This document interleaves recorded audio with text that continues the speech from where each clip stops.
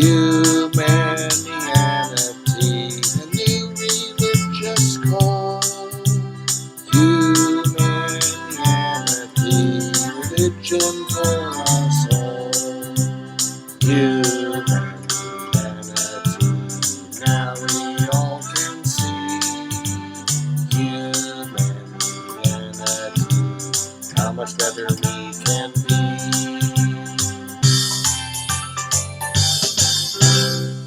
Hi, I'm Bill Van Fleet, and this is Humanianity Conversation number 47, recorded on May 1st, 2020. It is the 20th recorded conversation with my friend Mike. This discussion was a continuation of our discussion regarding the postmodern redefinition of truth, such that what is the truth for one person may not be the truth for someone else. That is, before an experiment is run that determines which person is correct. Before that, each person's belief is an example, presumably, of truth. The conversation was very difficult because differences in belief systems and in word usages had to be clarified. Some progress was made, and we decided to continue the same topic next time, hopefully coming to full agreement then. Hi, Mike. Hey, Bill. How you doing? Good. Can you see me? I can. Can you see me? Yeah, looks fine. Good. Sorry about the little hiccup before. I had the wrong username. Oh, no problem. No problem. So, should we just pick up from where we stopped off last time? Yeah, there's some issue having to do with, quote, phenomenology, and whether there is such a thing, whether we can say that, well, any belief is just as okay as any other belief in a certain area where there's no external implication or something like that, as I remember. Right, and that had gone into this idea of truth versus reality, and I guess my thesis that these are actually two different things. That truth is a almost an emotional state or some kind of cognitive state, whereas reality is something completely independent of it. Therefore, you can have a truth. Someone can believe or experience something is true, regardless of whether it's actually true in reality. I see. Okay, well, now the problem is here that we have apparently entirely different belief systems with different terminology, because the words. Now, you read the Mind-Body Problem book, so you know how I use the words. However, I know that with time, what one reads kind of leaves one's mind and becomes vague and so forth. I think I could reactivate that terminology. In other words, my advocated terminology pretty easily. And then maybe you could also do the same with yours. Okay. You want me to go first? I'll be glad to do it. Yeah, sure. Go ahead. Okay. In the Mind-Body Problem book, one of the key concepts is that of the model. And what a model is anything the characteristics of which allow you to predict accurately what the characteristics will be of that which is being modeled. So if you have a model car and you look at it, you can take measurements on the car, a model car, let's say, and then you can go to the real car and measure the equivalent characteristics, and they will turn out to be accurately predicted. Mm-hmm. Okay, so then So then I clarify that that what we experience is not reality, but a model of reality. And I use the cartoon metaphor. Two people in this cartoon are looking at an object, say a lamp, and over the head of each individual is a balloon like is used for thoughts or speech, and in it is a picture of the lamp. So therefore we, looking at the cartoon, see three lamps. We see the, quote, lamp in reality, and then we see the lamp as it appears to person A and as it appears to person B. And those are somewhat different, obviously because of difference in perspective. They're seeing something slightly different. So already we can see that what's in the balloon is not reality. It is a model of reality. And we can also take our standard way of looking at the physical world and what the way we conceptualize that things seem to work.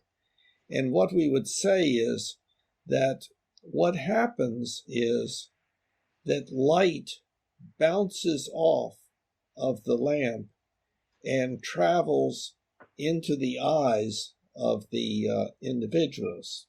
Well, already the lamp, in quotes, has been changed into light waves. And when those light waves go into the eye, onto the retina, they're changed into nerve impulses. So that's another change. And so forth and so on. And then, of course, there's the murky area that the whole book is about, how that then gets into, quote, consciousness. But the point is that when you look at something and when I look at something, what you see and what I see is somewhat different because they are models from that particular perspective.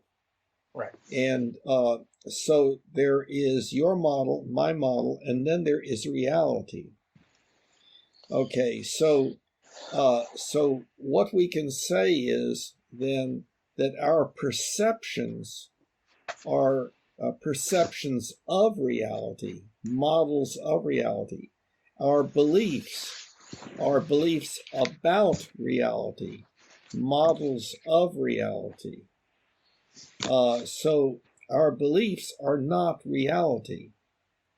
So in the now in the mind-body problem book, it talks about how we have this always ongoing, moment by moment experience, and we develop beliefs on the basis of it, and that is that whole thing is called the subjective model. And then the objective model is what we begin to learn from other people. You know, we talked a lot about how objective models come into the mind, so to speak, and then can indeed be changed around by imagination and so on. But at any rate, the objective model of reality gets to be substantially different than subjective experience. When we look at the lamp, we don't see molecules and electrons and quarks and force fields and stuff like that. So and mostly empty space, et cetera, et cetera. So the objective model becomes drastically different from the subjective model. But the objective model is just a model of reality. It is not reality itself. So that gives us our tripartite model, which is that there is the subjective model, that's your experience and your beliefs about that experience. And then there's the objective model, which comes about through processes involved in attaining objectivity. Namely, people say, no, you're making a mistake. Oh, really? Why? Oh, I see what you're saying. Okay, well, I've changed now. In other words, we work together on the objective model of reality. So there's the subjective model, the objective model, and there's reality itself. And then there's the metaphor that I gave in the book of a contest in which people are sitting in the audience and there's a curtain, and reality is behind the curtain. And there's a contest operator that is going to give a person a reward for the thing that is proposed that is most like reality, not reality itself. So somebody says, well, I think it's like this. And somebody else says, well, I think it's like that. And the answers are, that's pretty good, or yeah, that's better. No, that's no good, and so forth. But we never, ever get to see what's behind the curtain. So all we have is our models of reality. And our beliefs are models of reality. Now, the question is there any way to distinguish one belief from another with regard to something getting in the area of what we call truth? And I use the concept of accuracy.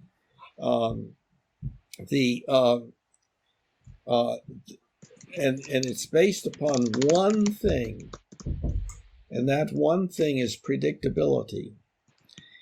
In other words, we say that a belief is accurate to the extent that it allows us to predict what we will observe if we do this, that, or the other. What we will observe if we take a look at the historical traces of something, or what we will observe if we conduct an experiment, or what we will observe if we ask other people, or whatever it might be. And so there's the ability to predict accurately that distinguishes some beliefs from others. And our rules of logic and rules of evidence, our second exponential change, the first having been language, development of symbolic language. The second, the development of the rules of logic and the rules of evidence that are like used in the scientific method. They have allowed us to become extremely capable, powerful. And of course, then, I believe that the third exponential change is just beginning, and I label it Humanianity, and it's a different kind of ethics than the authoritarian ethics that we, chimp-like creatures, engage in naturally. Mm-hmm. So anyway, so that's now truth is. Go ahead. Yeah, continue with truth. That's okay. Yeah. So truth is a word that is used in various ways, and of course, as you know, in postmodernism, it's like, well, there's something may be true for you and not true for me, and so forth. But the original meaning of the word truth, and the valuable one, is that it is a belief that is extremely accurate as a model of reality. And there was this historical development that led to postmodernism, and on its way, when the logical positivists gave up on absolute truth. And Charles Sanders Peirce came up with truth is that opinion toward which all opinion would tend if it tended indefinitely toward fixity, which the metaphor is that of the asymptote where the curve gets closer and closer, but you can never say that you have truth. You can just say that, well, it looks like we're closer, but, and maybe this could be it, but it could, we could find out tomorrow that it wasn't. So, but the postmodernist, and then William James came in and kind of, he said, well, we can just say then that truth is that which works. So if a belief works, means that it predicts accurately and therefore allows you to do something, then that's sufficient in and of itself. So truth would be that which works. Well, then the postmodernists said, yeah, that sounds good. So if it works for you, then it's true for you. And if it works for me, it's true for me. But those don't have to be the same. And so the whole idea of objectivity got lost. And it was an improvement because if we said we could, that something would be true for you and not true for me, but that's because there's no such thing as absolute truth, then we don't have to, quote, argue. We don't have to fight. We don't have to kill each other and so forth. We can have a beer and say, well, just discussing it further would be non-productive and so on. So anyway, that's... Okay. So, yeah, I mean, I would... I share your... I don't know what you want to call it, your model of the tripartite model. Yeah. Mm-hmm. And I think where you and I start to differ is the implications of that. Okay. And I don't know if you recall earlier, I said during our last conversation that it was actually the My Body Problem book that I felt substantiated my beliefs about truth. Mm-hmm. And as you were going through, this model and this explanation, it just happened again. And I think, you had talked about calling truth as defining it as that, those beliefs that are most accurate against the actual reality. In the past, I had used it that way.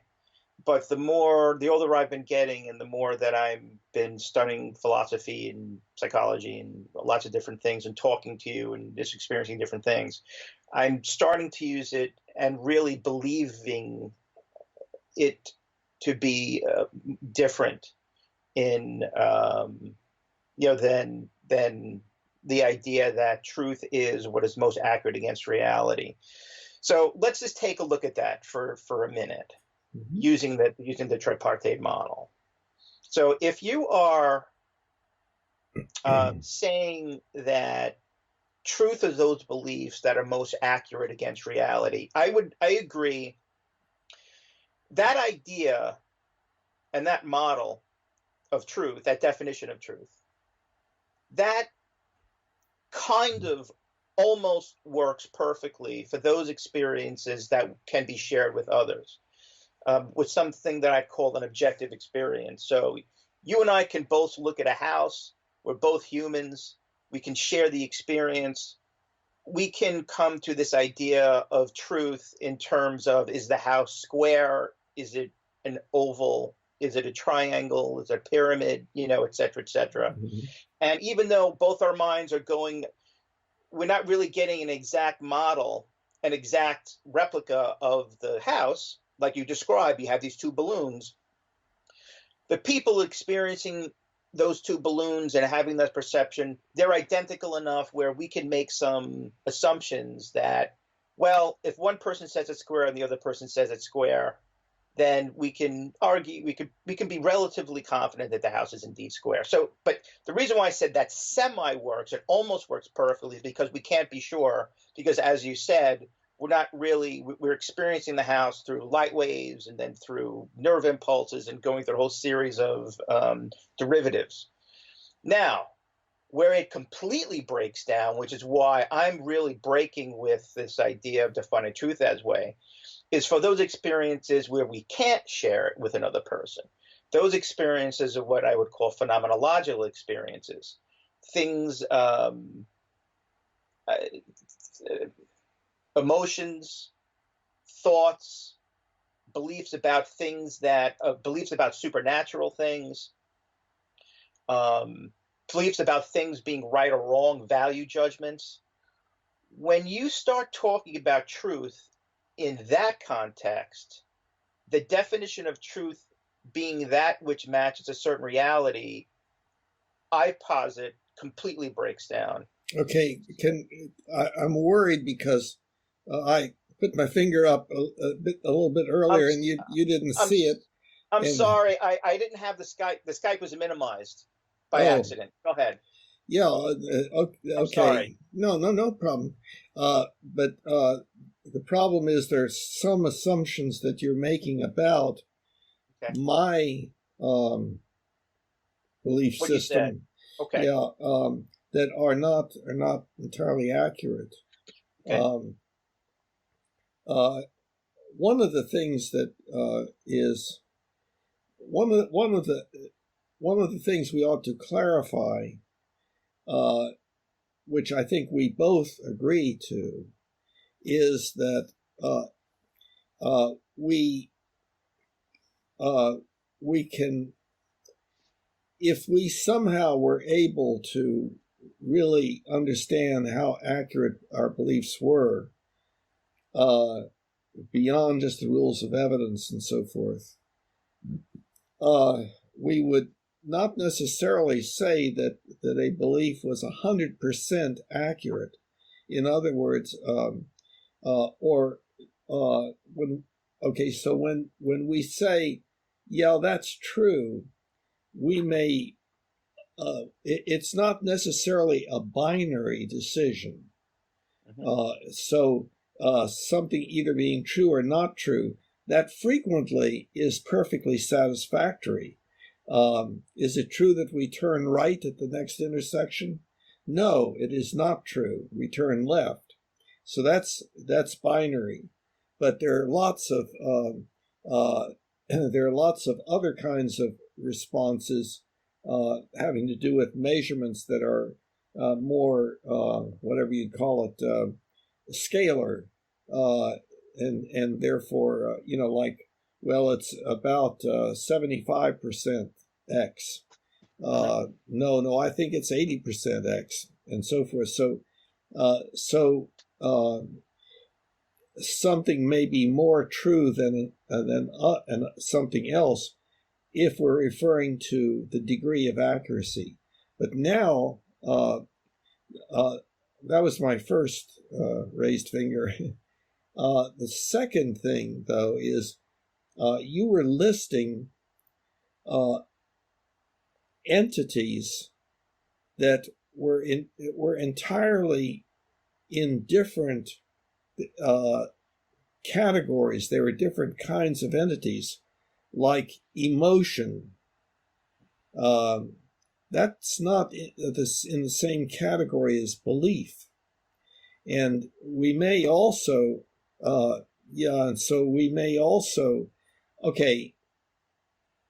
it is in a big category like mental phenomena. I agree with that. Okay. But the question is whether the term truth is applicable to anything that we experience, and I don't believe that that's correct. I think it can. I think it is. Okay, here's where let's go ahead.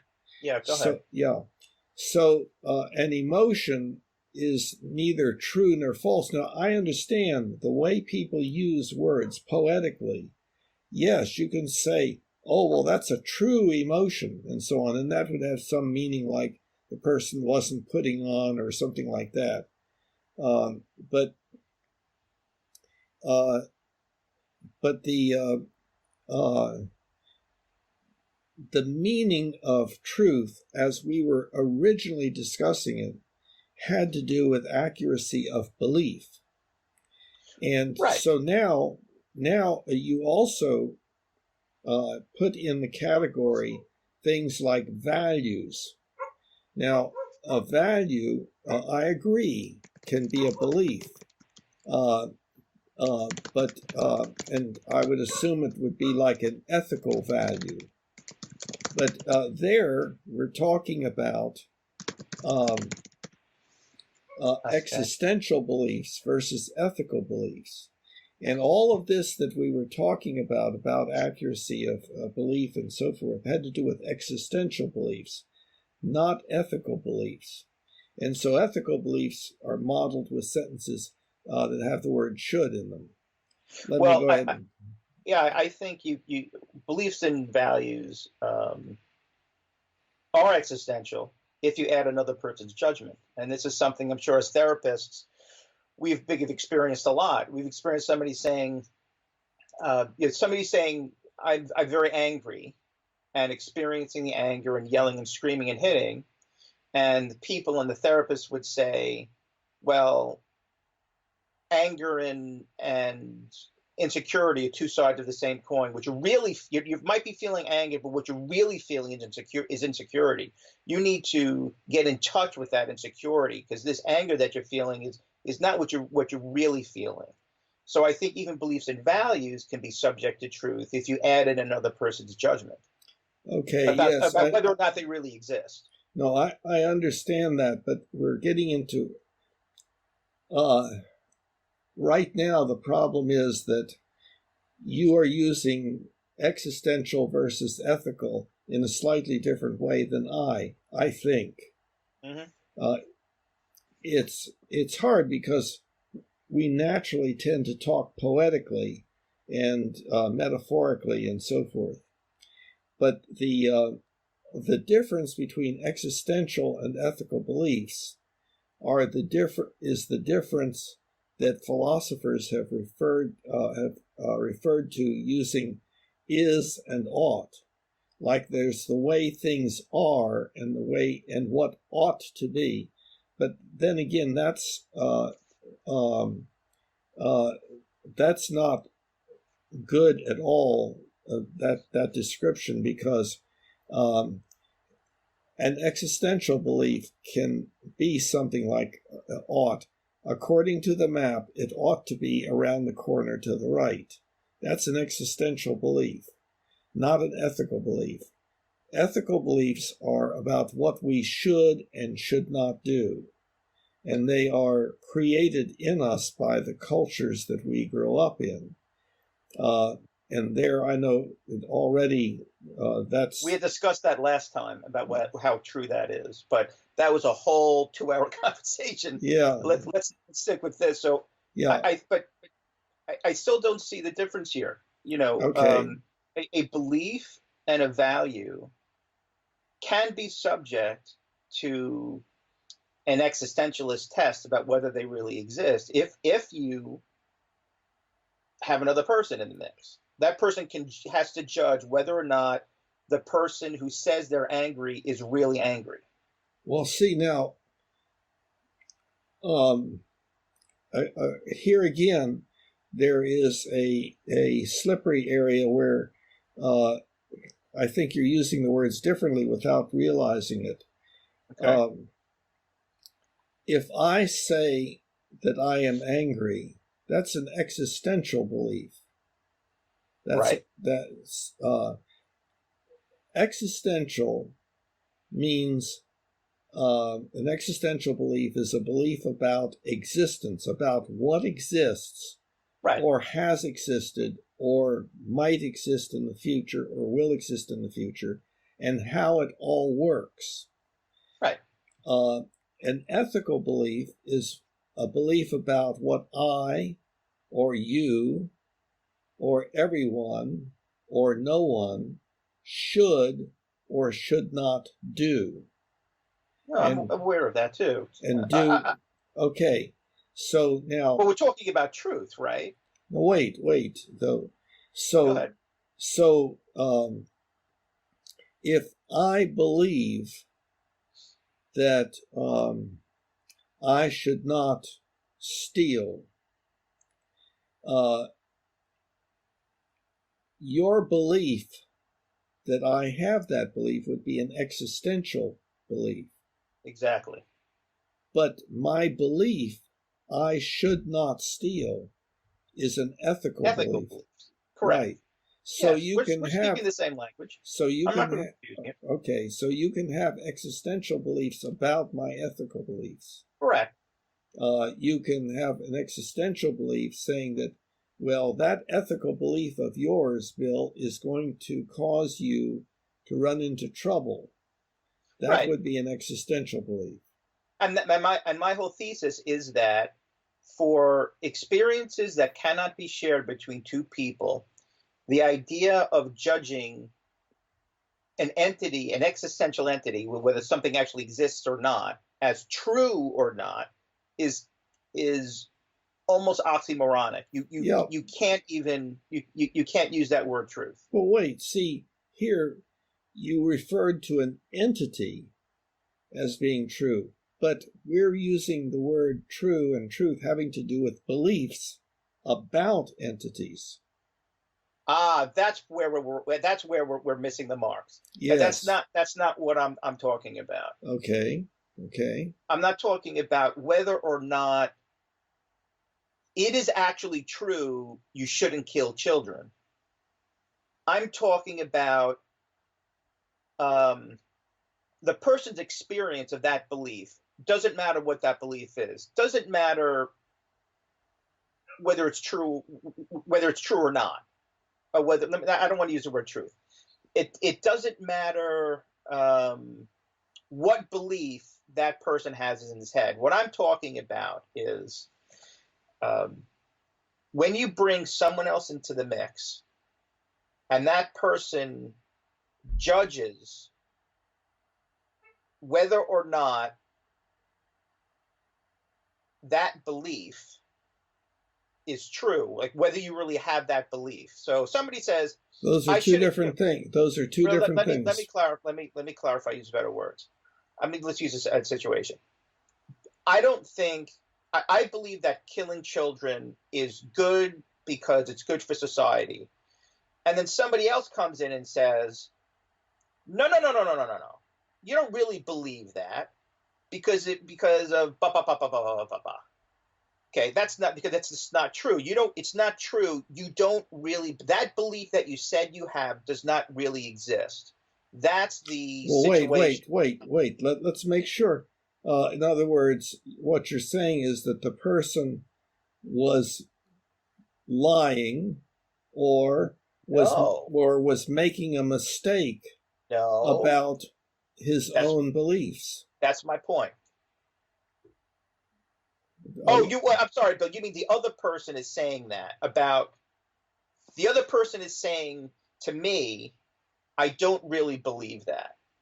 Well, wait a minute. There are two things. There are two things that the person could be saying. They could be saying, Mike, I don't have the same belief that you do. Or the person could be saying, Mike, I don't think you actually have that belief. So which are we talking about? Whether one is in agreement with the other belief, or whether one is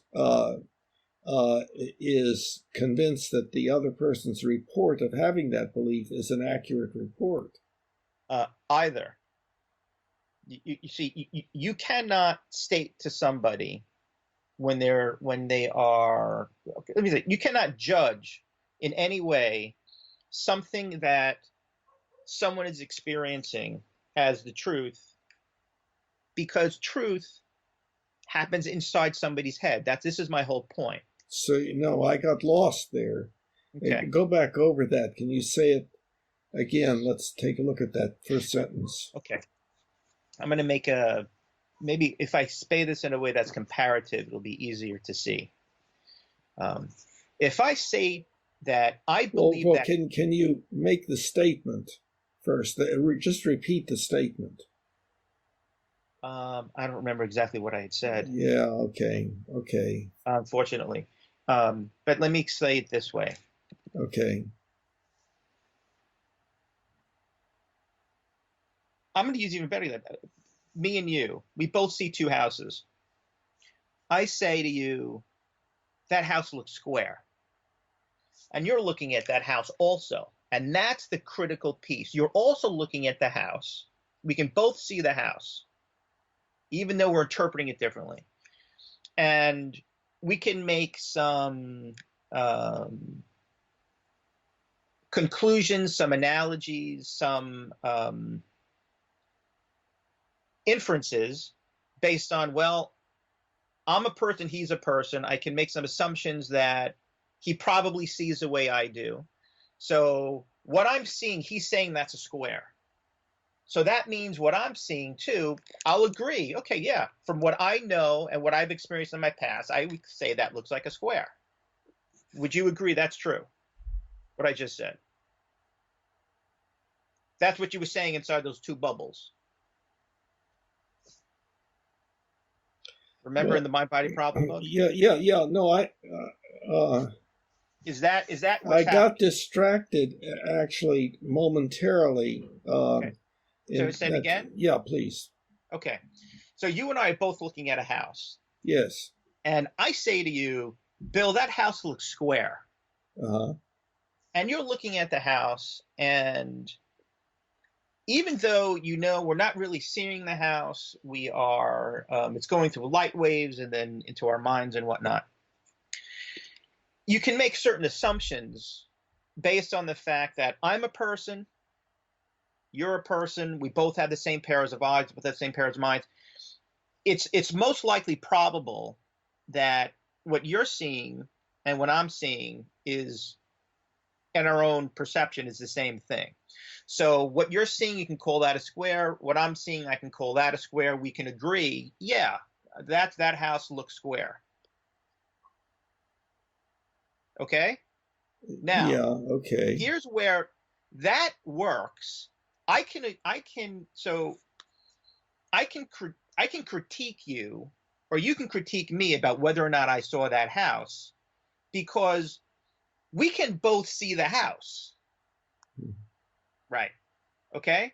So you can say to me, that's not true, Mike.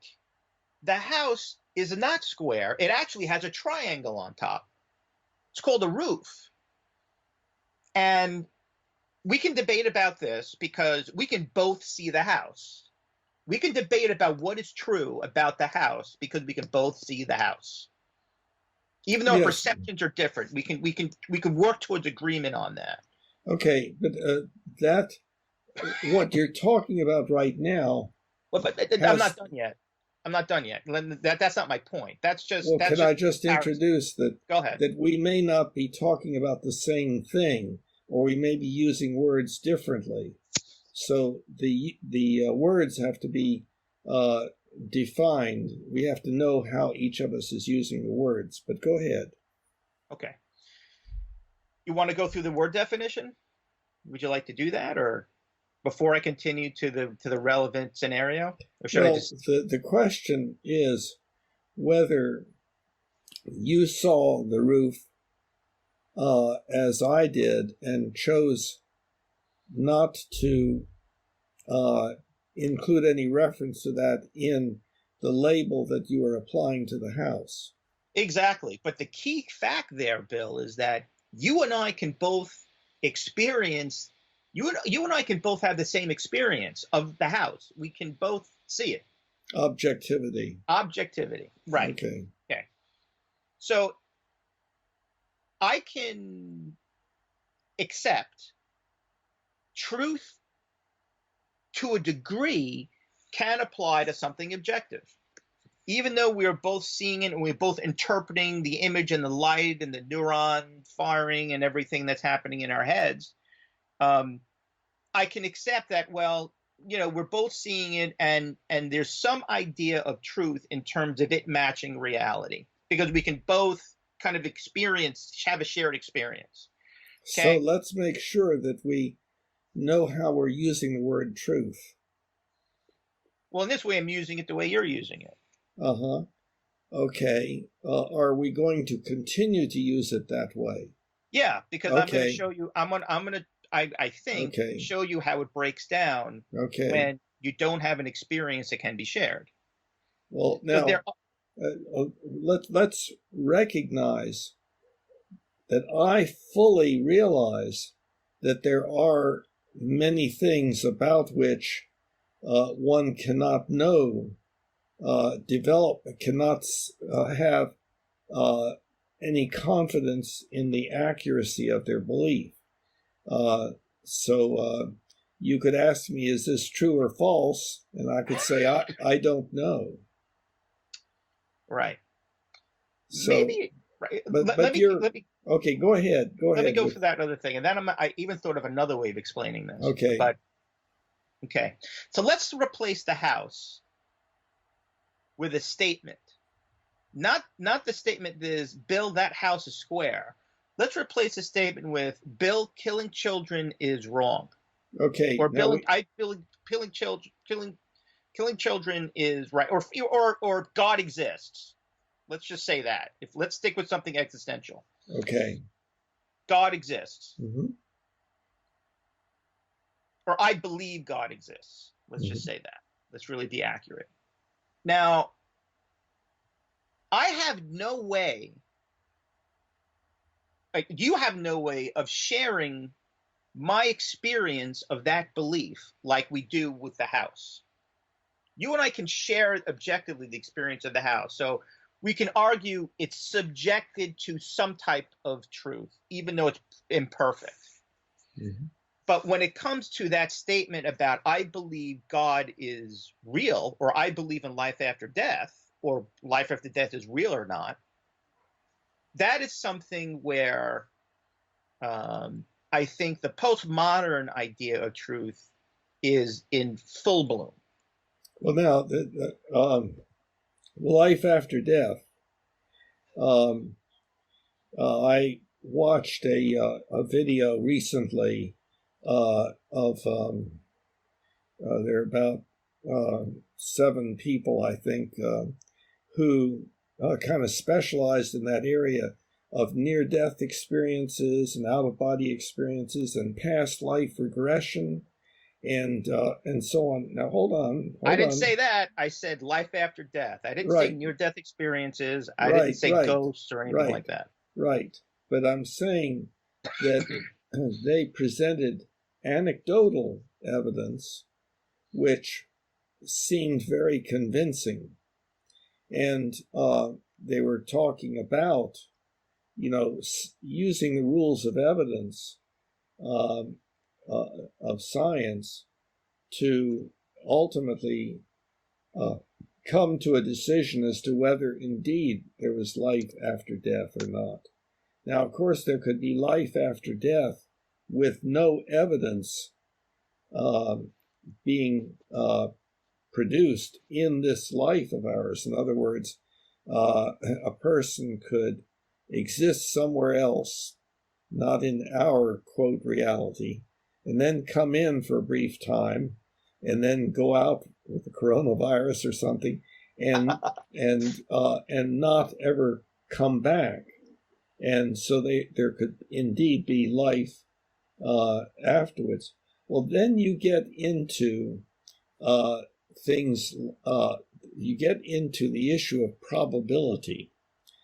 And I'm not going to offer any judgments about those claims and the probability, but the simpler way of referring to this is that atheists will say that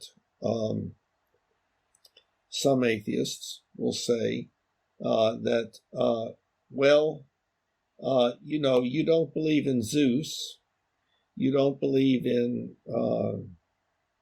Hindu gods, and so forth, and there's hundreds or thousands of different gods that people have believed in, and people no longer believe in those. And so giving up the belief that there's a God is just giving up one more belief, one more God, and so forth. And that, and then the other thing they say is, well, the issue is, what is the probability that that is so? But the problem there, of course, has to be that the word God has to be defined. No, the problem there is that they can't experience what that person experienced in their head. No, wait. What is meant by God has to first be agreed upon. What are the characteristics of this entity called God?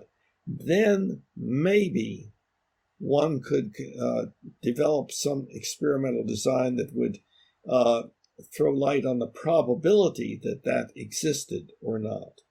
This reminds me of a story that somebody that we both know had, I don't recall his name, I've been out of that social circle for a long time, about a past life experience that this person had. Uh-huh. And you know, the atheists were ripping this guy apart about how it was a false memory and this, that, and the other thing. Mm-hmm. That's absurd. You cannot go inside this guy's head. You cannot critique like you can a house that we can both see somebody's experience inside their head of something that happened. Maybe I actually did see God and it was real. Without you and I sharing that experience, you cannot judge whether or not it was true. Therefore, well, wait. Go ahead. It's not clear whether you're saying whether or not it's true that I had that experience, or whether or not it's true that that experience leads me to a correct conclusion. Both. Well, but those are two different things. I know they're two different things. See, but for instance, I might posit they're both. You cannot specify they're true for both. Well, a person, we know, in quotes, that a person can develop beliefs about things that are not so.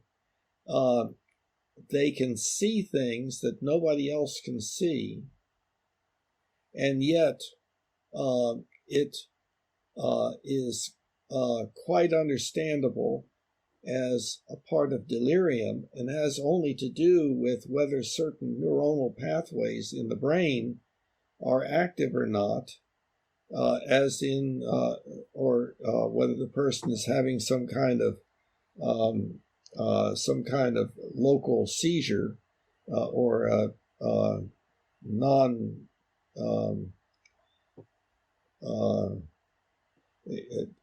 I forget the terminology now, but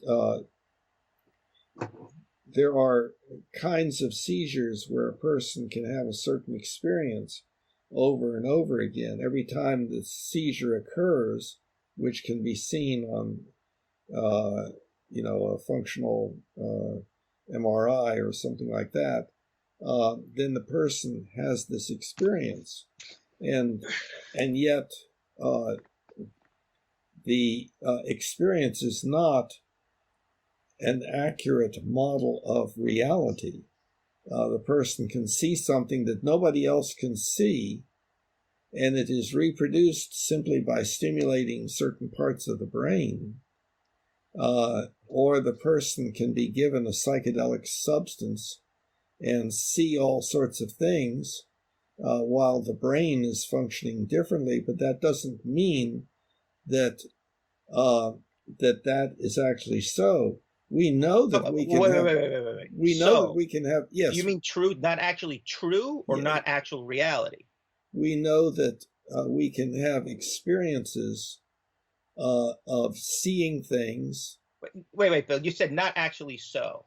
That's right. You know, does that mean not the truth or not what's real? It depends on what you're referring to. The experience, the person is in truth having the experience, but the experience is not an accurate or truthful representation of reality. Okay, from what point of view is it not true? That all the evidence points to the probability being very low. Yeah, you and I, we just using. Well, wait. I'll give you an we see example. things very, very differently. Well, yeah, right. Give you an example.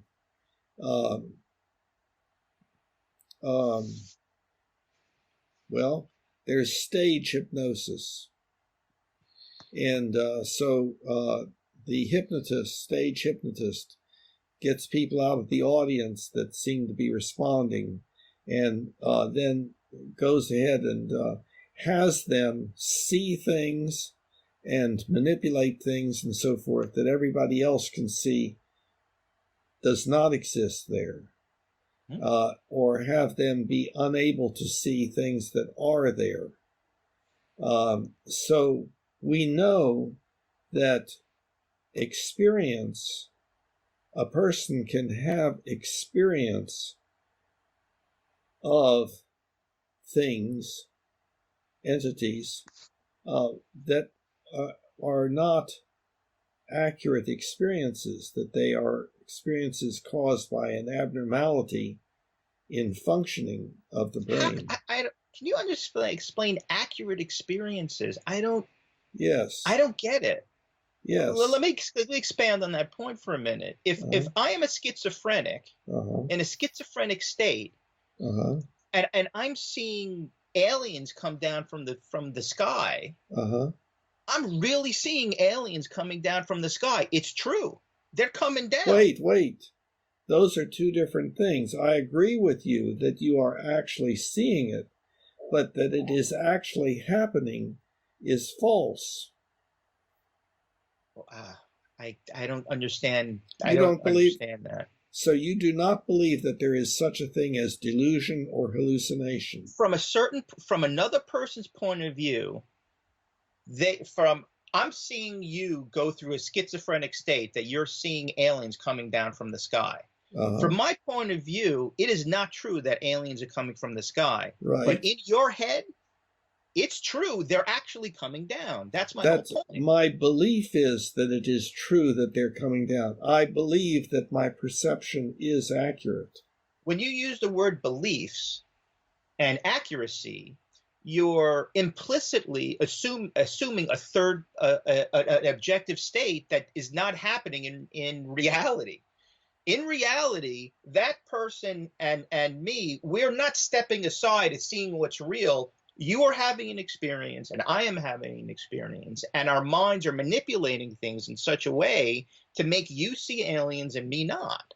So what you're saying is that that aliens are coming down from the sky and aliens are not coming down from the sky.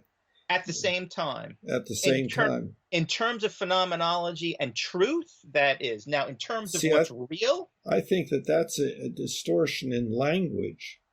I think that is a way of putting a little dynamite in thought, such that then, well, you can believe anything that you want. If you believe that that you're being pursued by aliens, then you are, and I don't. Yeah, you are. That I don't agree with that. I understand what you mean in terms of it being a very dissonant and almost like we're just using a play on words here. But, in every single analysis and everything I've learned over the past 20 years about philosophy and psychology, it's true. Whether or not I'm comfortable with it or not is another story. I would be much more comfortable thinking there is an absolute reality that is true, and that when we say something is true or not, we have to judge it against that reality. No. Truth has to be judged within the person's own phenomenology. Yeah, Then that's there's a the whole post. but then there's a whole nother part here that is that a good way to live? Is it a good way to live to think that way and believe that way? I would say not. What you want to try to do is get your have your truth align with reality as much as possible. Yeah, but it's exceptionally helpful and valuable to understand people that when the Christian says it's true that God exists, it really exists in their phenomenology as much in as their the atheist who says phenomenology. it doesn't. In their phenomenology. That's just a different way of saying that's what that person believes. No, I disagree. When you say the word belief, it's almost it's open to judgment. When you say something is true or not, it's not open to judgment. It's true, and that is the state that people are in. That's not correct. If I say something is true, that's my judgment about it, and it could be incorrect. When most people say, and you might be using it a little bit differently, but I even in practice, I don't think you are either. When people say something is true, what they're really talking about is that it reflects actual reality. That a belief of mine, I can call a belief true because it matches what actually is. And that is completely not true. Because firstly, you can never know what is, but even besides that fact. But that's not something I would agree with. It's what the problem here is. You're saying that something can't know, but you can develop a sense of confidence in the probability that it is correct. Correct. Yes, you can be incorrect. But that's true. So if you can be incorrect, you can either be correct or incorrect. If you can be incorrect, then just believing it doesn't mean it's so. Now, if you use the word truth in a different way, it's a linguistic distortion. It's not a linguistic distortion. Not using it that way is a linguistic distortion. When people say what's true for you is not true for me, that's a linguistic distortion, but it's become accepted. So no, I don't think it's linguistic. Not using it that way is a linguistic distortion. Well,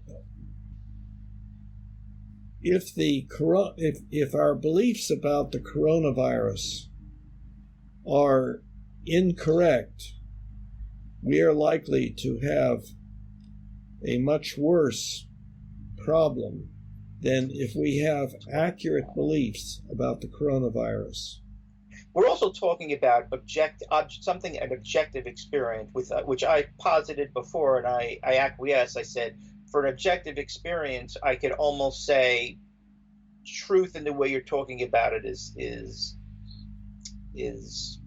semi-acceptable to me. Let's just say. In the book on the mind-body problem, it refers to subjective experience, but it specifically says there is no such thing as objective experience. The subjective experience is the use of a two-word phrase to refer to the total collection of all of your experience. But that doesn't mean each other. Yes. I try to figure out why. Yeah. Let me try to explain this in a different way to see if I can. Okay.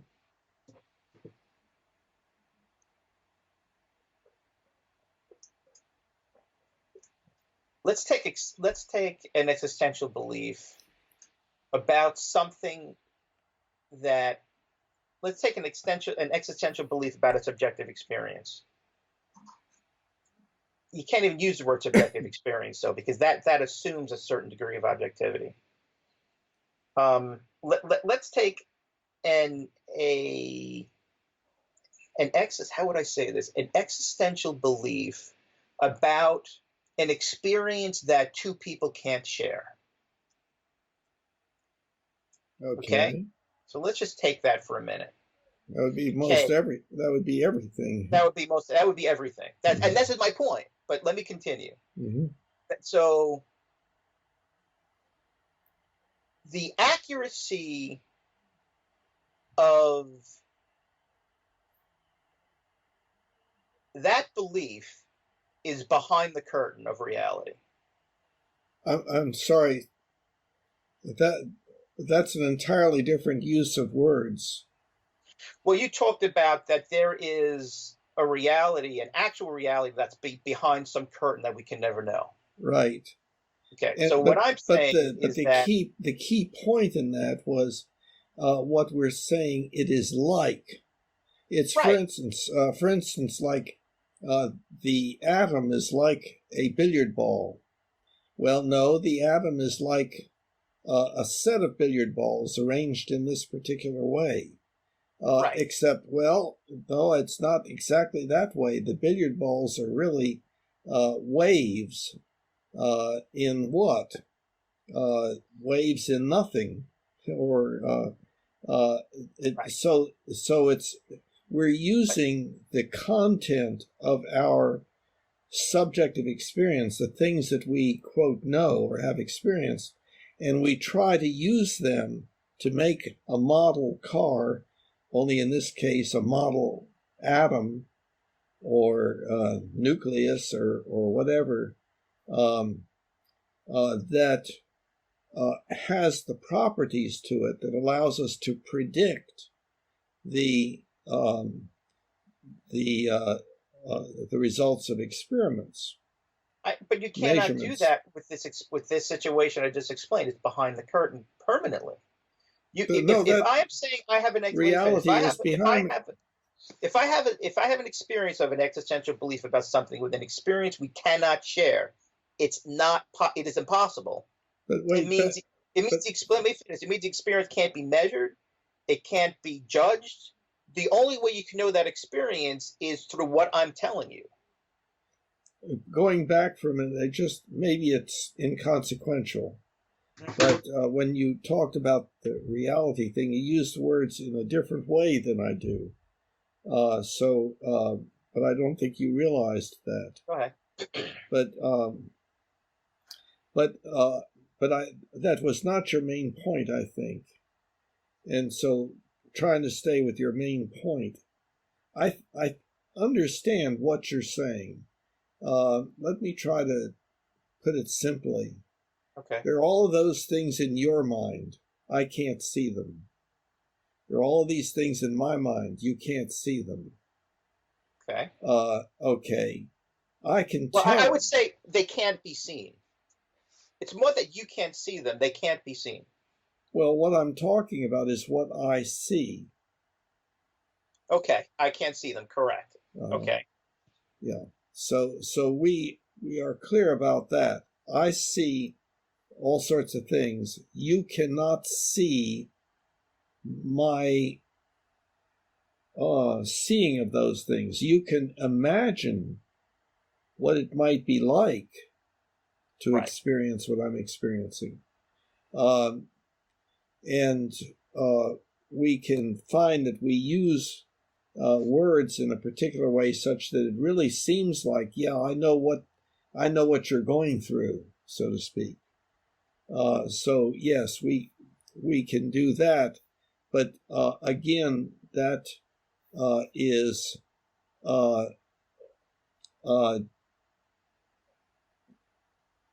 that is something that we are assuming is correct because the evidence seems to be that way, and that is that we are making the same statements about it, or the equivalent statements.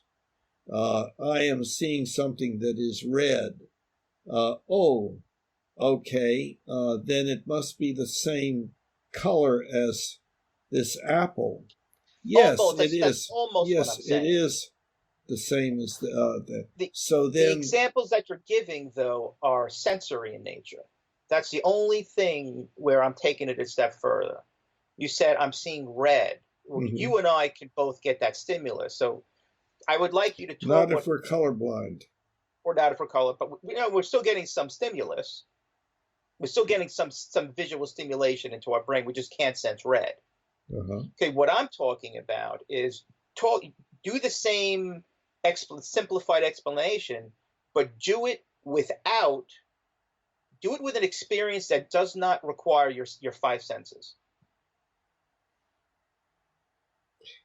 Okay, you had mentioned before the having of an emotion.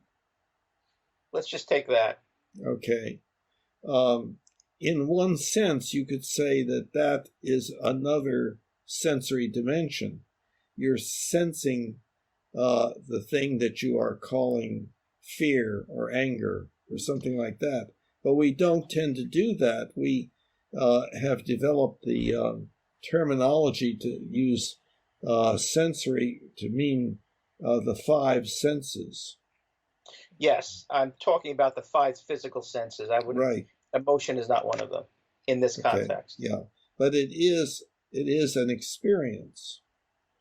And it is an experience. Yeah. That you and I can't share. Well, the word share is problematic here. We can't become the same person and together as one unit have that experience. I agree. Okay. But that doesn't mean that I can't share with you that I'm experiencing anger inside and tell you what it is that is stimulating that anger about what so-and-so did to me. And you, in your mind, putting yourself in your imagination in my place and feeling like somebody had done something to you, you can experience anger yourself. I'm angry for correct. you, Bill. I agree. That was terrible. He was what you would call it, Now, so. right. Now take it one step further. Now Okay. do that same simplification, and instead of, I would say do that same simplification, and now have one person judging the truth of another person's statement about their emotions. Well, yes, we know that a person can lie. We know that a person, that's just one thing. We know a person can lie. We know that a person can use the wrong word to describe what they're experiencing, such that what it evokes in the other person's mind is not what is in the person's mind. The person is being truthful, but they're making a mistake in word usage. There's also the whole situation of unconscious unconscious reactions to things that the analyst sitting behind the head of the couch can suggest to the patient as an interpretation. What you are reacting to, what you're experiencing is anger. It is reminding you of what your father did to you, etc., etc. Now that's guesswork on the part of the analyst, to be sure. But what can happen is the person can say, hey, you're right. I never thought about that, but now I see the connection. Right. Okay. So we can say if the analyst was able to, by virtue of his training and experience and personal analysis and so forth, is able to allow to identify with the patient, imagine himself to be the patient, and allow that experience to come in, then he could believe that this would be helpful to the patient and that it would result in the patient coming to realize the same thing and come to agreement, even though the patient was unaware of it. But that you just said that the therapist, the analyst, has to actually, I don't know what you want to call it. It's like in science fiction where you have to mind meld, like Spock in Star Trek. No. Well, what you mean is imagine what it's like to be the other person. Put yourself in the other person's place. I'm talking about a step beyond that. We're getting a little off topic here. But the analyst doesn't mind meld. No, but what am I talking about is in order for the therapist to really truly have an accurate idea of whether or not the person's statement about their feeling is existentially true, is they would have to actually become that other person, hook up to that person's consciousness and experience what the person's experiencing. I don't think so. Okay. Why? How? I think maybe it's you are saying that there has to be an absolute certainty, a feeling of absolute certainty about the belief. No, the analyst can make a mistake. The analyst can have countertransference and be reacting to what his own father did and so forth, and make a mistake about what the patient is experiencing. Well, that's fine. Yeah. Okay, but don't use the word truth then. Ever. Well, why not?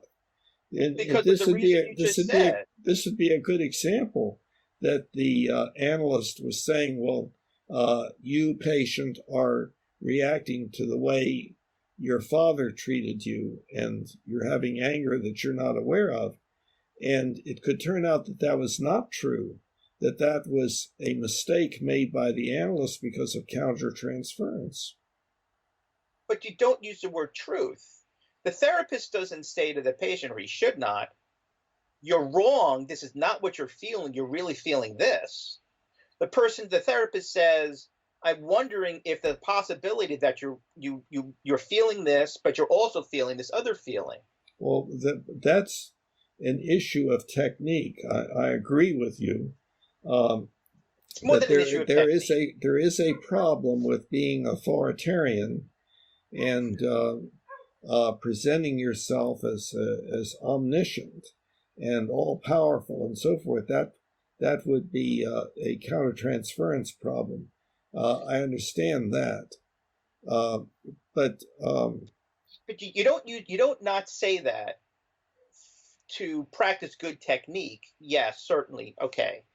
You don't want to use the word truth because it's completely inappropriate to do so because you're not in the person's head. It's existentially false. You're not in that person's head. That's not correct.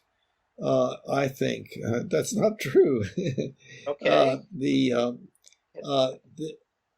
There are things that even though,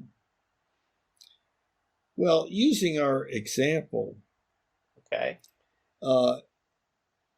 it could be incorrect that the patient is experiencing anger because of how his father treated him.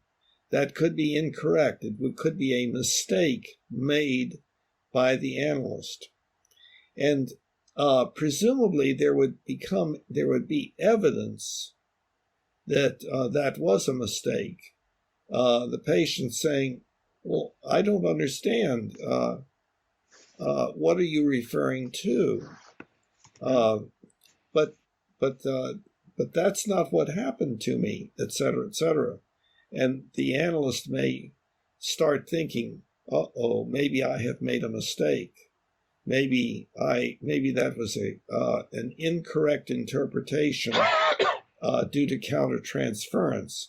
And when I go for my analytic hour, I need to examine that more closely, right, and so on. So,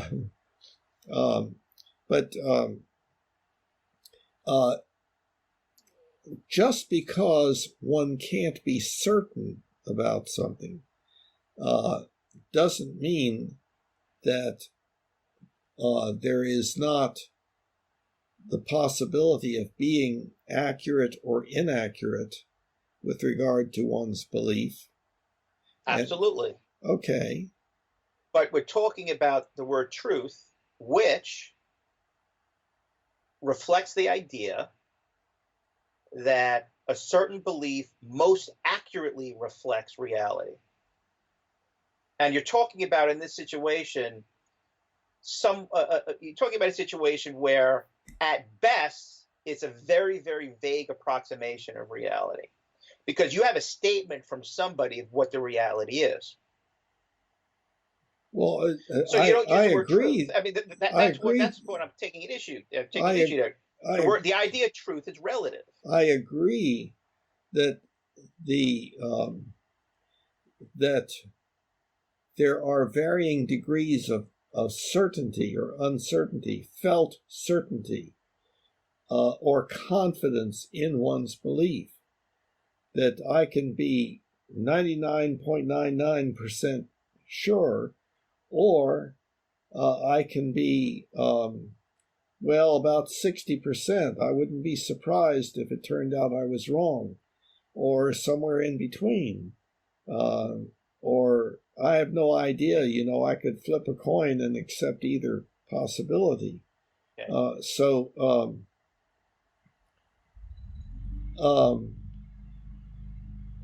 So it seems to me that when you're talking about not being able to ascertain the truth of certain things because you can't get at them because they are in the mind, in quotes, of the other person, therefore accuracy is completely gone, that the possibility of accuracy is completely gone. And I don't think that that's so. I think that I can guess what is going on in your mind, and I can be mistaken, or I can be correct. I can feel very confident that I know what's going on in your mind and still be wrong. Yeah, but that's fine. But don't use the word truth. Use the word I believe. I think it's possible. You don't use the word truth. You don't say to somebody who says abortion is wrong, and you shouldn't abort a fetus. That's ethical. Okay, I'm sorry. You shouldn't say to somebody that who says God exists that they're wrong. The truth is God does not exist, and you never had that experience. You said you saw God. You never really saw God. Okay, that's not true. But you just can't say that. But seeing God is not the same thing as God exists, because people can see things that don't exist. You're missing the whole point. I see with you missing it again. I understand why you do this, because you're used to thinking and using the word truth as a way that is reflective of a certain absolute reality. And it's just not. We have to be a little bit careful. Yeah, I agree that we're using the word truth probably with a slightly different definition, which is hard to pin down the difference. I think I could pin it down for me. For me, truth is a feeling and a subjective experience in somebody's mind. Yeah, well, and then there's reality, which is something that actually exists. Okay, yeah. See, truth being a feeling, that would be a different use of the word truth. It is used in that way. It's used in many different ways in normal poetic language. Our language is normally poetic. It's not poetry to me. It's accuracy for me. It is inaccurate to say, in my opinion, it is inaccurate to say that truth is defined in a way that a belief most accurately reflects reality. Well, wait, that is not truth. you're saying a particular definition is either true or not. But that's... No, I said how much it affects, that it mostly reflects reality as accurately as possible. Truth exists out there that is completely antithetical to reality. In fact, truth... And see, that is... You know what this is very much like? This is very much like the difference between Newtonian physics and Einstein's theory of relativity. The idea that space and time, which we all think is absolute, is actually relative to the point of view. It's the same. It's the same shift that we're having with truth. The idea that truth is an absolute thing that actually exists out there that we're approximating, and shifting that mindset to this idea that truth is actually relative to the individuals and your point of view and your perspective. The exact same thing. That's simply giving truth a different definition. No, so that's what saying Einstein's theory of relativity is simply giving space and time a different definition. It's not. It most accurately reflects reality than the old model. Well, the old model is still accurate within a particular range.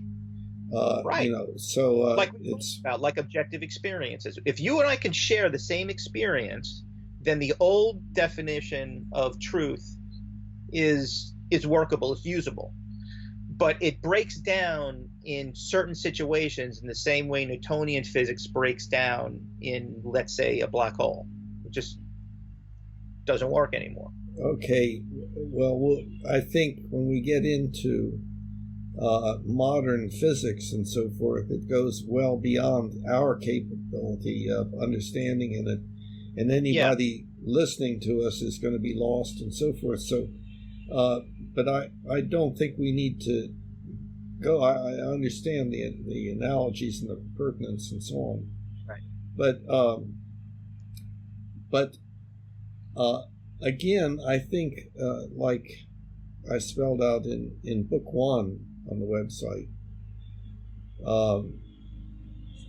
that there was this effort, especially on the part of the logical positivists, to arrive at absolute truth, and they finally had to give up. And so then there came the pragmatic idea, well, if it works, that's all that we need. And that is correct. Works, meaning that predictions turn out to be what actually happens. But then the postmodernists said, yeah, well, if it works for me and doesn't work for you, then what's true for me is not true for you, and vice versa. And so there's no such thing as absolute truth, so we don't have to argue. But that lost the idea of accuracy of belief gets lost in that. And accuracy of belief is always an issue. It's a probabilistic issue. That's what we know from. It's so interesting. It's just so interesting because in actuality and practice, I think my perspective on truth has allowed me to be more accurate to actually what is. I felt that the way. Because that's really what's happening. The person who's blowing up the World Trade Center truly believes it is true that he should be doing it. Yes. As much as I believe it's wrong. And it's not that I believe. Well, I know they're true. Like it's true, God, it's true. Yeah, but they're making a mistake. You think there's no such thing as a mistake, I gather. This is where... Do you think there's such a thing as a mistake? There's a mistake when you're dealing with when you are dealing with another person. There's a mistake. What about if you reach for a twig on the ground and it turns out it's a snake and it bites you? Isn't that a mistake? Depends on what the person's expectation was. The And it doesn't even, expectation, that, the that's not even that. expectation was No, wait, that's not even true. okay. It depends on whether or not the person considers it a mistake after it happened. There's a lot of people out there who have the belief that, like the Celestine prophecy, just like there's serendipity and everything just is, and everything serves a purpose. So in that person's mind, picking up the stick and getting bitten by a snake is not a mistake. Not a mistake by God or by whoever or by the universe, but a mistake on his part. No. When he thought that it was a branch, when he thought that it was a stick, and he reached for it to use it for something, and it turned around and bit him, then he made a mistake. His belief about what that thing was incorrect. Made a mistake according to the way you're defining the word mistake. Yes. This is my whole point. Yes. A mistake is... From your point, that's why I said you need another person in that equation to judge whether or not it was a mistake. No, I make mistakes myself, and nobody has to tell me. I realize that I've made a mistake. You're missing the point. I'm not. The point is, I think you're still seeing this in terms of you're making assumptions. I think that the way you are defining the word mistake and the way you are judging whether an event is a mistake or not, the other person subscribes to. No, I understand that you don't subscribe to it. It's that person who picked up the stick and got bitten. They may think like you, but they may not, and may not consider it a mistake. That's my whole point. That's part of my I understand that, and that would depend upon their word usage, what they meant by the word mistake, in addition to their beliefs. Like they could say, well, I made a mistake, but the powers that be made me make that mistake, so it was not a mistake as far as the powers that be are concerned. Or they might say, it wasn't a mistake because after I got bit, I met my husband, that the love of my life, in the hospital because he was a doctor who treated me. So it wasn't a mistake. Yeah, so people can have all sorts of distorted ways of thinking. That's the problem with linguistics, is that we can use our words in all different ways and come up with different ideas just because we're using words in different ways. And this is a good example. If you define mistake such that the example that I gave would not be called a mistake, then that's a different definition of the word mistake. But it's not necessarily a distortion. A distortion of language. Yeah, it's a distortion of the original primary idea of mistake. The idea that almost everybody agrees that a mistake is the doing of something with an anticipated outcome that turns out to be different than what actually does occur. And the mistake can be something beneficial, but usually it's not, because usually we're trying to accomplish the best that we can. And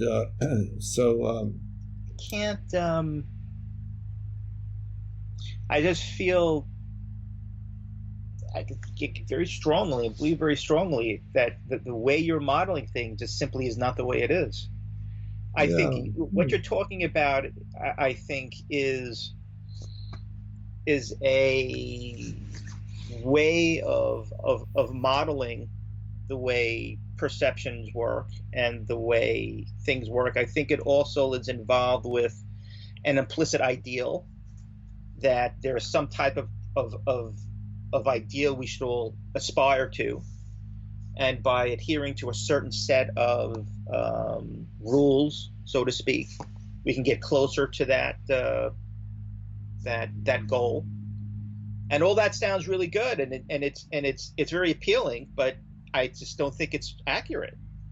So And I'm there's not sure evidence of here. that. There's evidence of that everywhere. And for me, when I have a belief, when I think of something and I think something makes sense, but it's very discordant and very uncomfortable for me to believe, but I see evidence of it everywhere in different contexts, that for me is really a, like the kicker for me. That's the thing that really that gets me to believe Yeah, the truth of something that is very uncomfortable for me. yeah. So before that happened, you were making a mistake.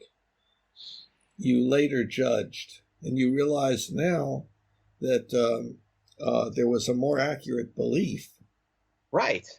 But for the 8 years before I came to that conclusion, I was very sure I wasn't making a mistake. Right. You can be sure. No, That has to do with the feeling of certainty, which is just a feeling that one no, has. but it's not just a feeling, because Bill, we're looking at this and we're talking about this from a third, in hindsight, with this perspective that's completely in our imagination, that doesn't really exist. The way we're talking about this and thinking about it and being divorced from it and looking at it in hindsight never exists ever in reality.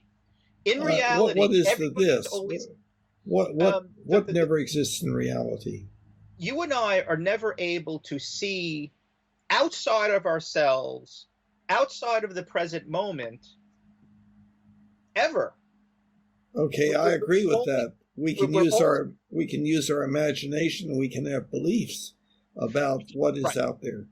You can use, but regardless of those imagination and those beliefs, They can be until you actually change and until things shift, it is what it is.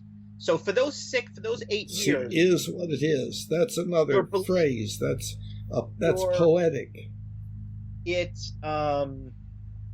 your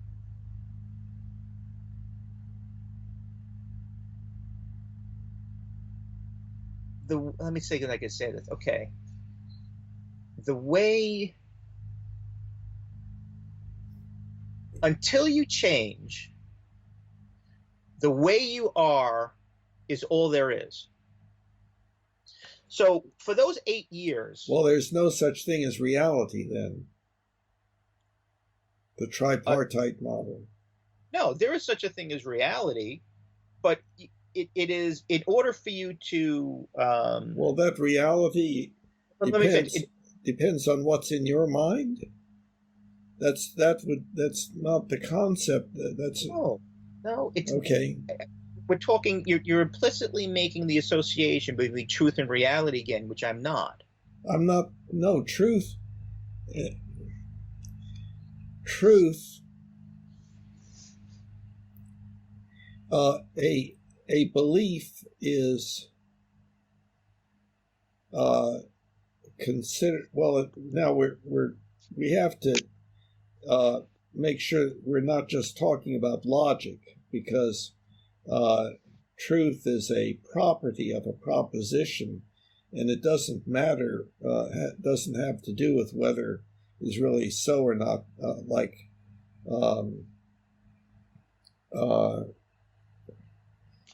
Like Euclidean geometry is an internally consistent belief system, but it does not accurately portray reality if you use large distances or fast speeds and so on. So we're not using truth in that area. We're talking about our existential beliefs, our models of reality. And those models can be very correct or very incorrect or somewhere in between. And we can be very correct but have a lot of doubt. And we can be very incorrect and be absolutely certain.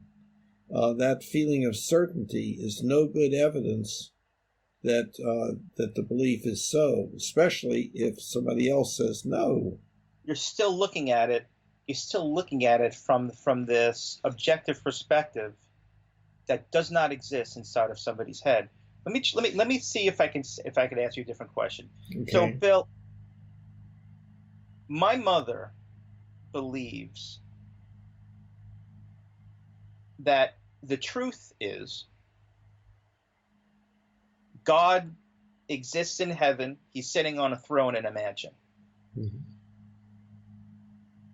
Chris or Josh, some of the people who've known in the past, atheists, believe the truth is God does not exist on the throne. And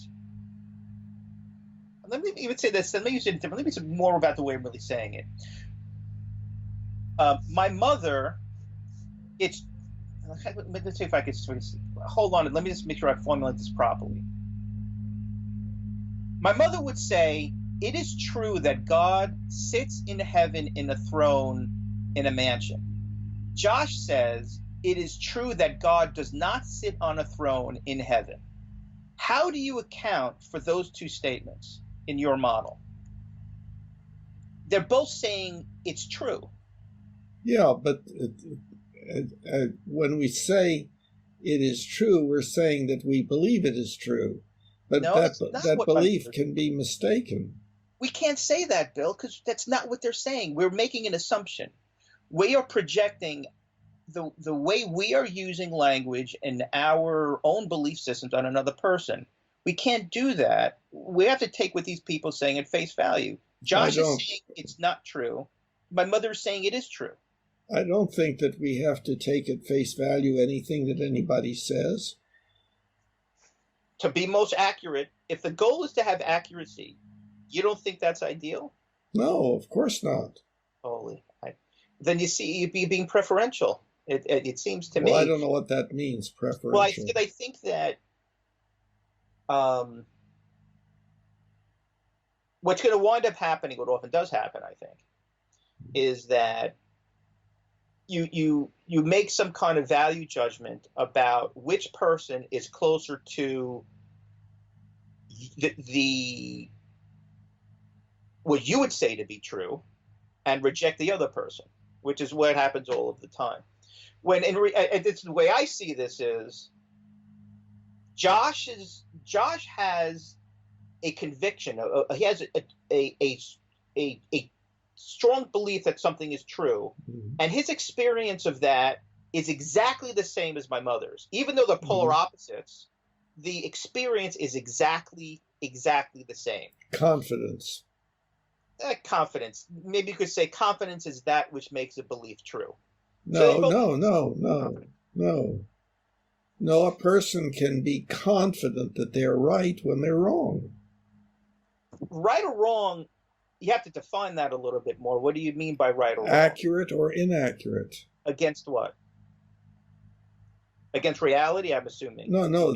Okay, reality. Remember, there's one bit of evidence that there is such a thing as reality, and that's the ability to predict. So it's if such and such is so, then we should find this, and that. If we do such and such, this is what should happen.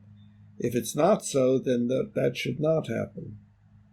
You're saying against reality. So they're confident that their belief is accurate when measured against reality.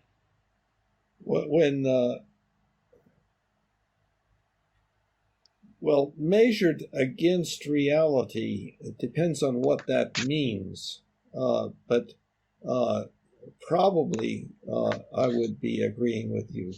What I'm saying is but I would not say it that way.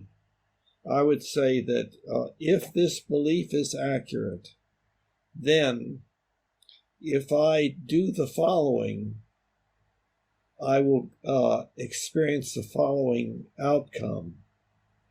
And if it is not accurate, then if I do that thing, I will not have that outcome. Right. So that's the ability to predict the outcome. Right. And the outcome can be going Got it. back in history to find evidence, Right. and Right. so forth. So until that happens, until my mother or Josh run some type of experiments, do some prediction that can convince them whether they're right or wrong, okay, before they do either of that, okay, they are both in the same state. This is almost logically impossible. They're both in the same state Of confidence. in truth. Wait a minute, no, you're introducing the word truth. Okay, what I mean by that, they are so confident in their belief that they're declaring true. Yeah, that's right. That's what people do. Let me finish. Wait, right. Let me finish. Okay. However, there is some reality out there that when they run their predictions, supposedly, since they're opposite each other, we can conclude that one will be inaccurate against that reality, and the other will be more accurate against that reality. Would that be true? Against that reality. I'm worried about that poetic use of the words. What I mean by against, it's most accurate. I don't think it's not poetic. It's most accurate. If I'm measuring my speed against another car, I'm measuring my speed relative to that car. Okay, but that's in a particular context, an agreed upon use of the word against. But all right, relative to reality, then I'll use that word. So yeah, but I'm not sure what Bill, that you missed means. my point. Well, right, I think I understand your point. I'm not in agreement with it. I haven't made my point yet. Okay. So if Bill and my mother, the thesis is they're going to run a set of predictions and match it against reality and see relative to the expected outcome whether or not their beliefs are accurate or not. So that will adjust predict accurately. Right. That will adjust their level of confidence. Well, not necessarily, because we know that that we are highly inclined to do that which makes us feel good, and to avoid doing that which makes us feel bad. That's not my point. So sometimes admitting that one is wrong can be a very uncomfortable sort of thing and impossible for the person to do. Before Josh and my mother actually does that. Does what? Okay. Runs those predictions. They are both in the same state of confidence. Right. Yes. So what we are saying then, in essence. But one can be incorrect. They both can be incorrect. I understand. When they can be incorrect and confident. They can be incorrect. No, they can be incorrect when measured against a certain standard. Right? Well, I'm not sure exactly what that means. We just talked about it. They're measured against a standard of prediction. Probably, you and I mean the same thing there, but I'm a little bit worried about it. Right. Well, so basically, it's almost like what you're saying is, even though both people are in the same state of confidence and they're experiencing the truth, and they're stating truth because of that, it is impossible for them both to be in the state of truth because... No, wait a minute. In the state of truth. That's poetic. What do you mean? Just because I don't use words exactly the same thing doesn't mean it's poetry. Yeah, it is. It is poetry. We have, when we use words metaphorically, they can have kind of a feeling to them. Okay, let me not do that then. I'll use a state of truth means they are confident enough in their beliefs to declare truth. Say it again. They are confident. They are confident enough in their beliefs to declare truth. To what do you mean declare truth? Saying their belief is true. They're declaring my belief is true. Okay. They are confident enough in their beliefs that they both say what I believe is true. Right. And they could say it would take a lot to convince me that I was incorrect. They could say that. Right. All of that about what could happen, might happen, it's not relevant because it's not happening yet. They're not running the tests. They're not running the predictions. They're not comparing against anything. Mm-hmm. We're taking them in the moment. Mm-hmm. So would you say, let me see if I can get you to do this. Mm-hmm. Would you say that one of those two people is right in declaring that their beliefs are true? They both believe opposite things. Well, if the two things that they believe are the only possibilities, then maybe that would be so. But see, there are huge problems here having to do with, well, if the word God is not defined, then you don't know whether they actually agree with each other or disagree with each other.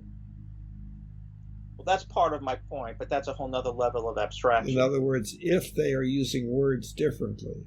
But that's extremely important, how we use words. Let's make the assumption that they're both using the word God identically. There is a person on a throne made of gold in a mansion. That's how they're both using the word God. With a beard. With a beard, right. With a beard. Now, since they both believe opposite things, is it reasonable to assume that one person is right, the other person is wrong, since they believe opposites?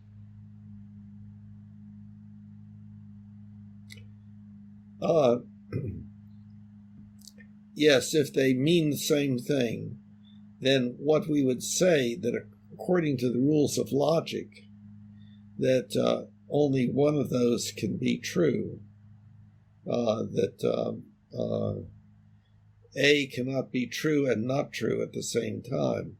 Now, I know there's a field of fuzzy logic, and there's also, I think, field of logic in which non-contradiction is not an assumption.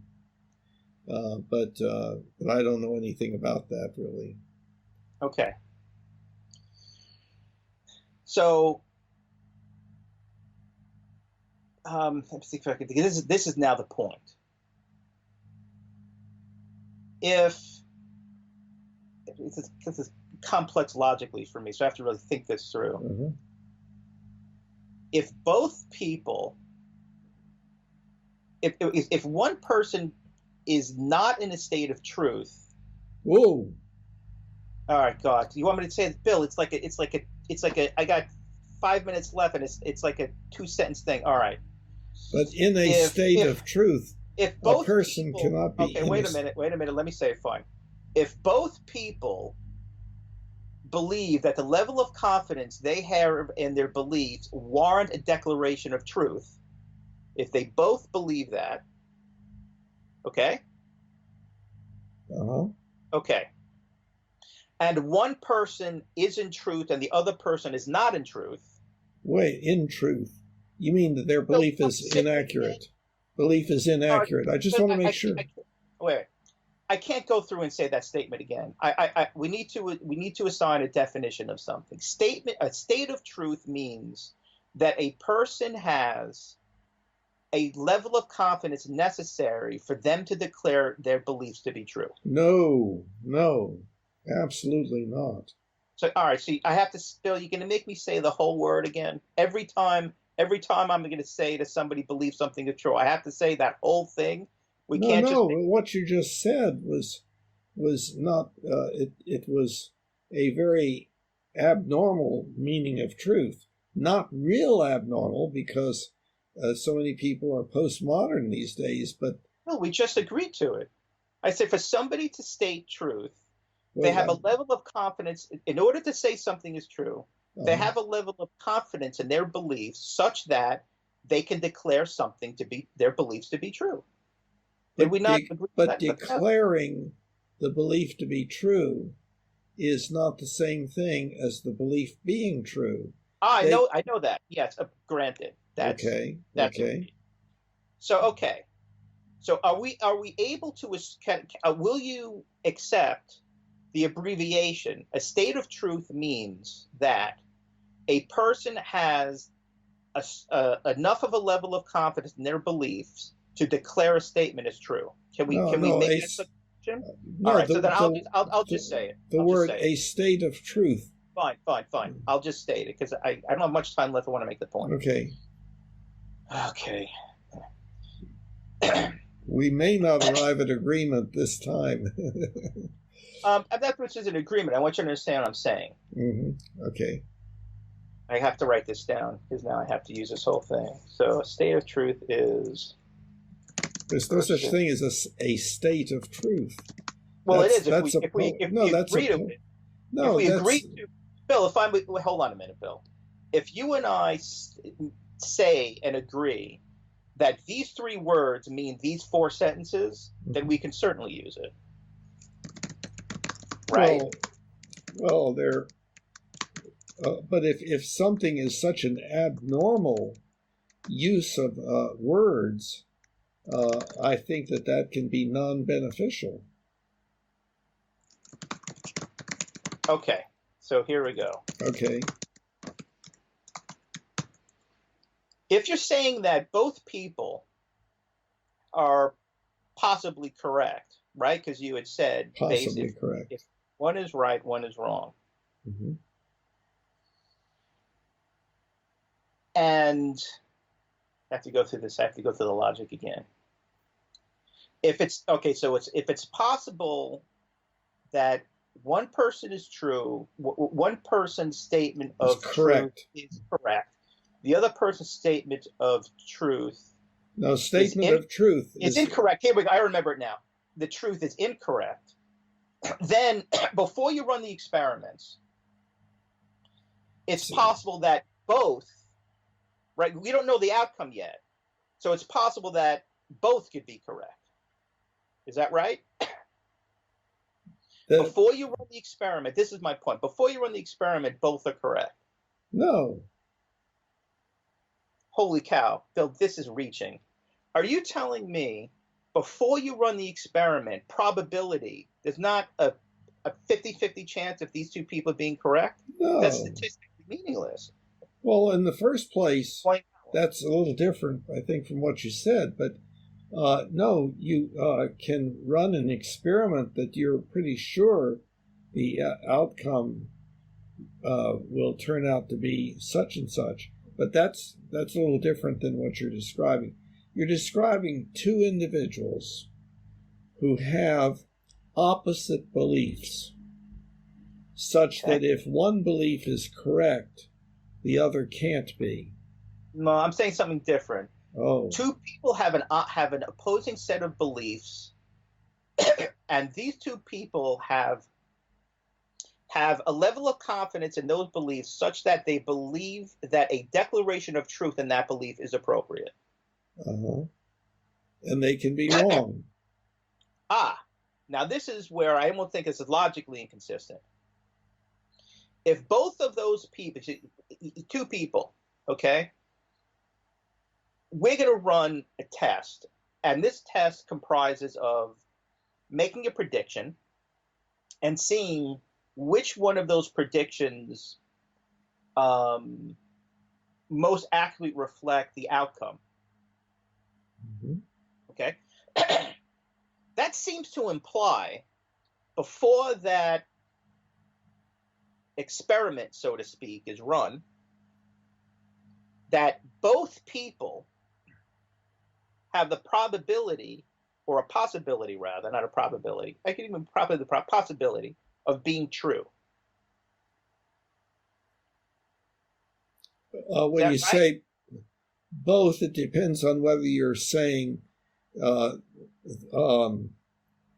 whether it's the exclusive or something. I forget the logical term, but when you say both, yes, A could be true, A could be correct in which case B is not, or B could be correct, in which case A is not correct. Correct. But you seem to be saying that both are correct. Now a conclusion. Okay. If A could be correct and B is incorrect, or B could be correct and A is incorrect, I think that you can make one of two statements. You can make a statement that the possibility exists that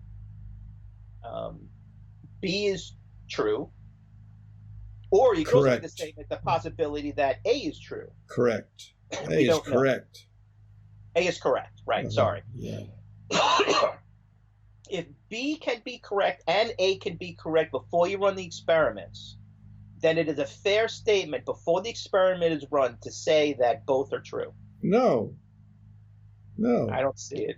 No, that's not logical.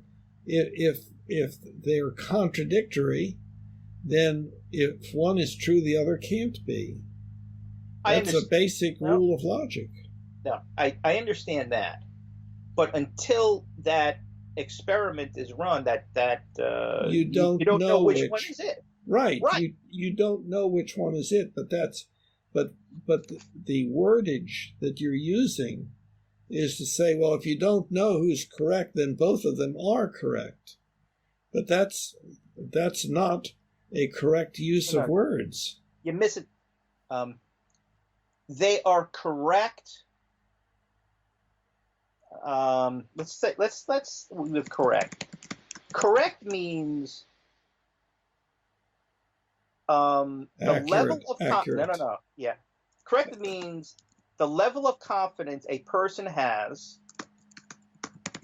in their beliefs, such that they believe the declaration of truth and that belief is appropriate, is correct. No.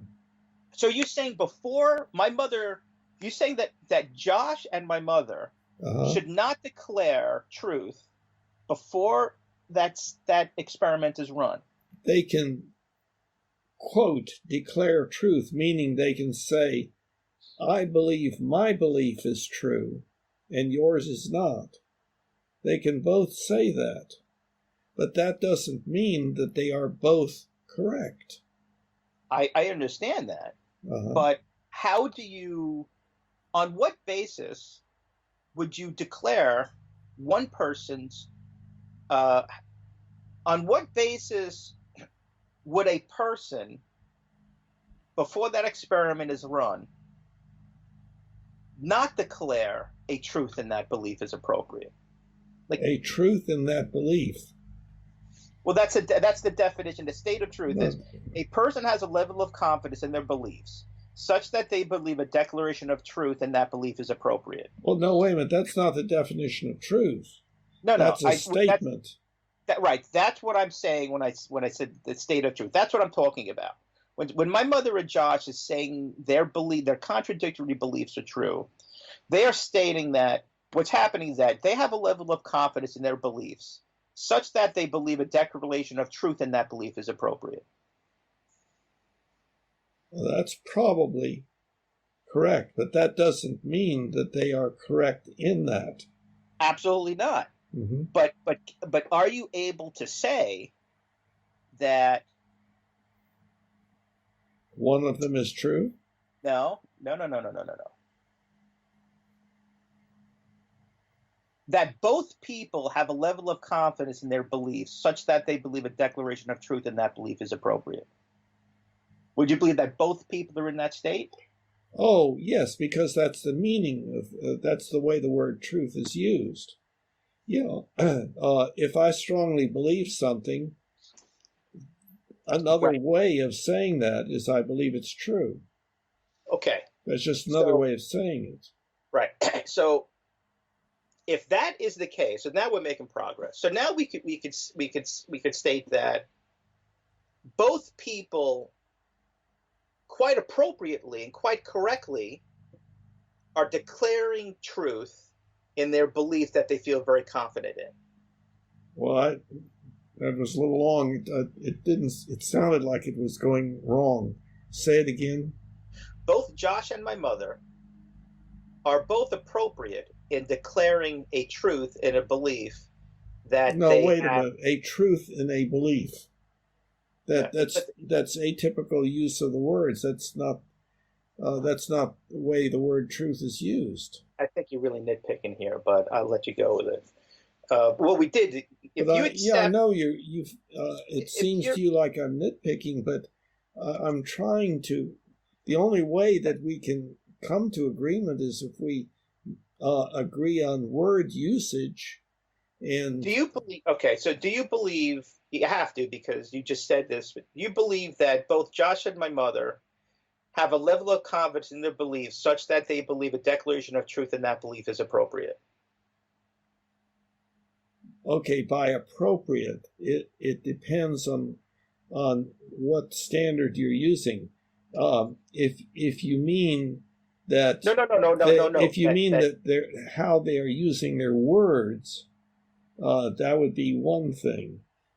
Yes, they each one saying I believe such and such is true is being honest and accurate. Okay. Let me go through it again. Okay. Josh believes the exact opposite of my mother, who believes that there is a man sitting on a gold throne in a mansion with a beard. The reason why my mother and Josh can both state that their beliefs are true is because both people have a level of confidence in their beliefs such that they believe a declaration of truth in that belief is appropriate. Would you accept that? A declaration of truth, meaning saying that my belief is true. Yeah, that's the way the word is used. Okay, because that experiment whereby we are going to make a prediction and then see if those predictions come true hasn't been run yet. But that doesn't mean just because a person says something is so doesn't mean it is. Yeah, I'm not saying that. Okay. I'm not saying that. Okay. Now follow me here. Okay. I'm going to try to be as good as possible. Yeah. Well, we're getting close. Yeah, we're getting closer. Yeah. You and I have both accepted the fact, but I think it is a fact, that one of these two people's statements, declaration of truth, will be correct. Well, again, when you're saying declaration of truth, I am on the basis that they have a certain level of confidence in their beliefs. So each person is saying, I believe very strongly the following, and what follows is contradictory between the two of them. Correct. So either Josh's declaration of truth in his belief is going to be correct, or my mother's declaration of truth in her beliefs will be correct. Would you agree? You mean Josh saying that his belief is true? He could be making a mistake. Your mother saying the same thing could be making a mistake. Right. But the important thing here is that one of these two people, after this is the key point. Okay. After the experiment is run, one of those two people their state is going to change. Their state is going to change to incorrect. Okay? But there is no right. Here's the key point. There is no third state. Josh and my mother they're declaring truth or they're not declaring truth. By declaring truth, they're saying that's what I believe strongly. Based on a certain level of confidence. Okay. So here we go.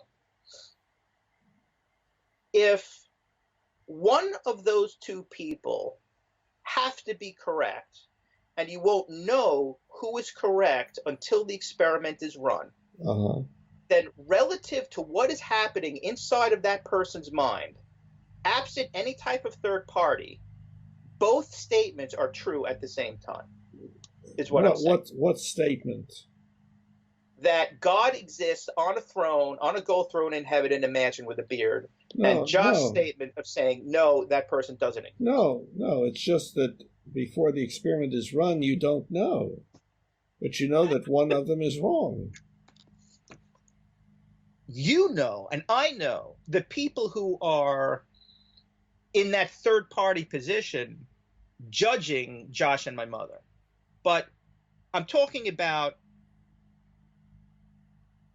inside my mother's subjective experience, inside of her phenomenology, inside of what's going on in her head, and inside of what is going on in Josh's head, my mother and Josh are in the same exact state. Yeah, they have the same level of confidence in their beliefs, even though those beliefs are contradictory, right? Exactly. Okay. That level of confidence itself is just a feeling. But that's my point. The truth is a feeling. No. Wait. Oh, no. I think I nailed it, Bill. I nailed it. Wait, hold on a minute. This truth really is follows. A feeling. Wait, this is exactly what I said. No, that's the statement. Whether or not the declaration of truth is accurate or not is akin to what I said in the very, very beginning of our conversation when I said truth is different than reality. Josh, but those are different. Those are truth is a label applied to a statement that is a belief about reality. This seems logically inconsistent to think. My mother and Josh are in the same state to begin with. We've declared that. Yeah. One of these people will be found to be true. Mm-hmm. Okay. Before that happens, mm-hmm. both people. So let's run this out. It turns out that Josh is right. Okay. We run an experiment. Josh is right. Okay. If my mother and Josh were in the same state before the experiment is run, and we run the experiment to find out Josh was true, Josh was correct, then it follows if they were both in the same state to begin with, that my mother was also correct before that experiment was run. No. Oh boy, that's logically inconsistent. I don't see how that's possible. No, the belief that one is correct does not mean that one is correct. But the experiment hasn't been run yet. It doesn't matter. The experiment is run to find out which is correct. One is correct and the other is incorrect, and you run the experiment to find out. But before the experiment is run, my mother could be correct or Josh might be correct. You don't know. That's correct. Yes. So why isn't it fair to say that before the experiment is run, what's happening inside my mother's mind and in Josh's mind when they declare truth is both appropriate? Well, it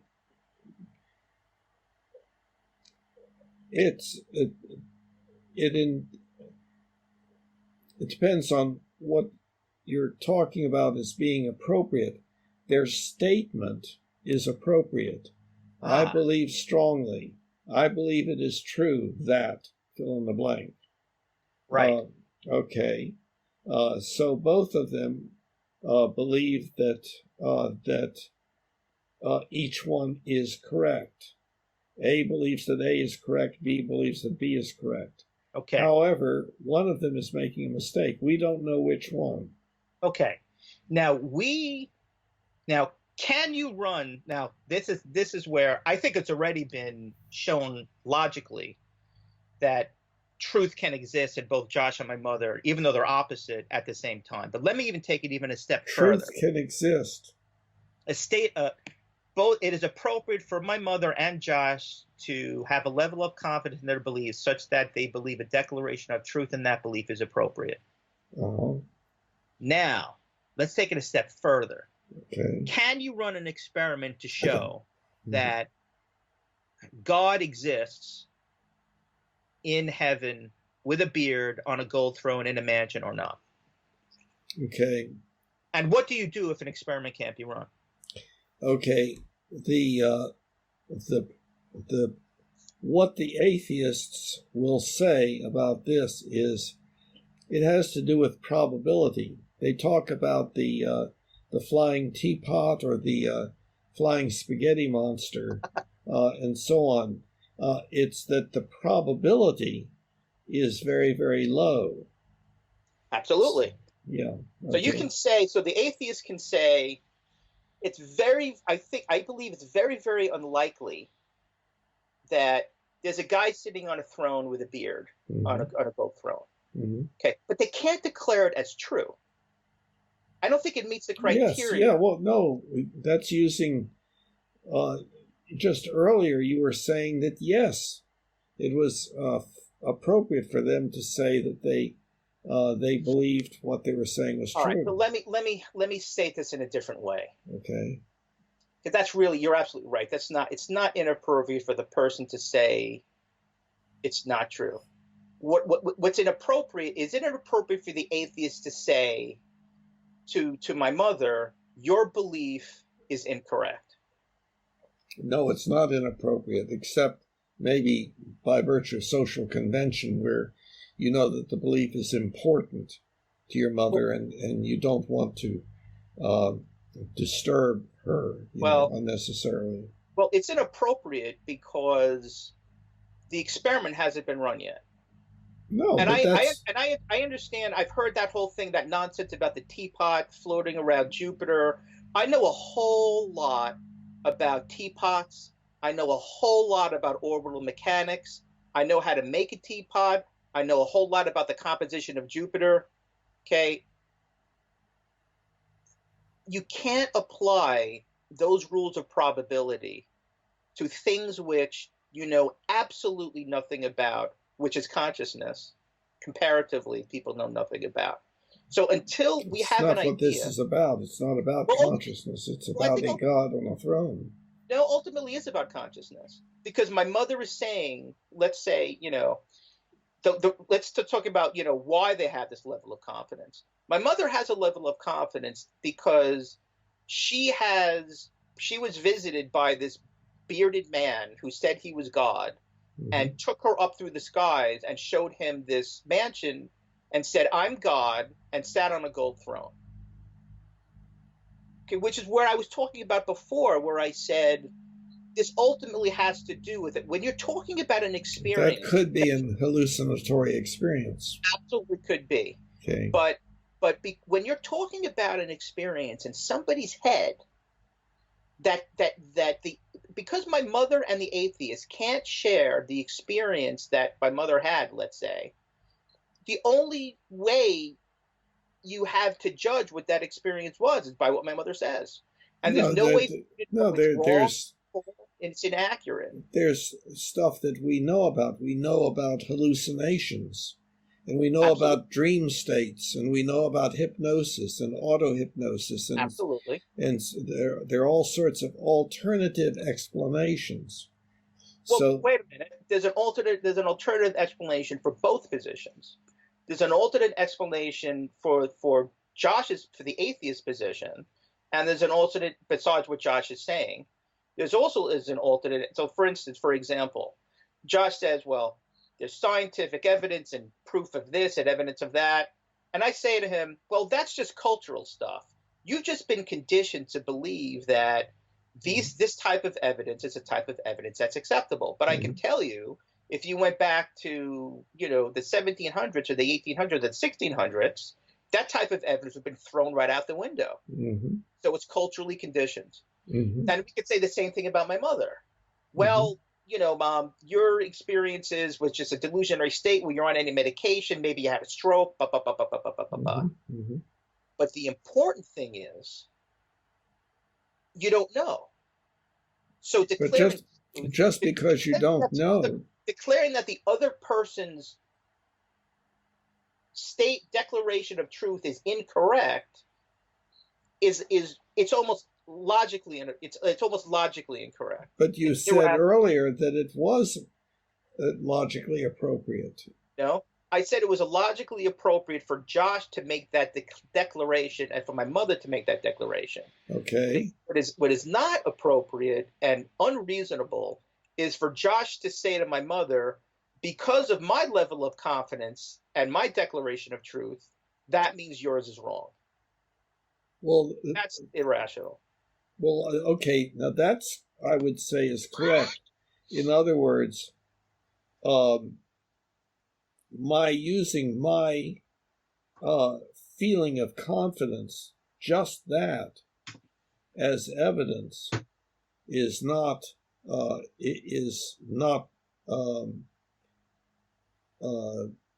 good idea.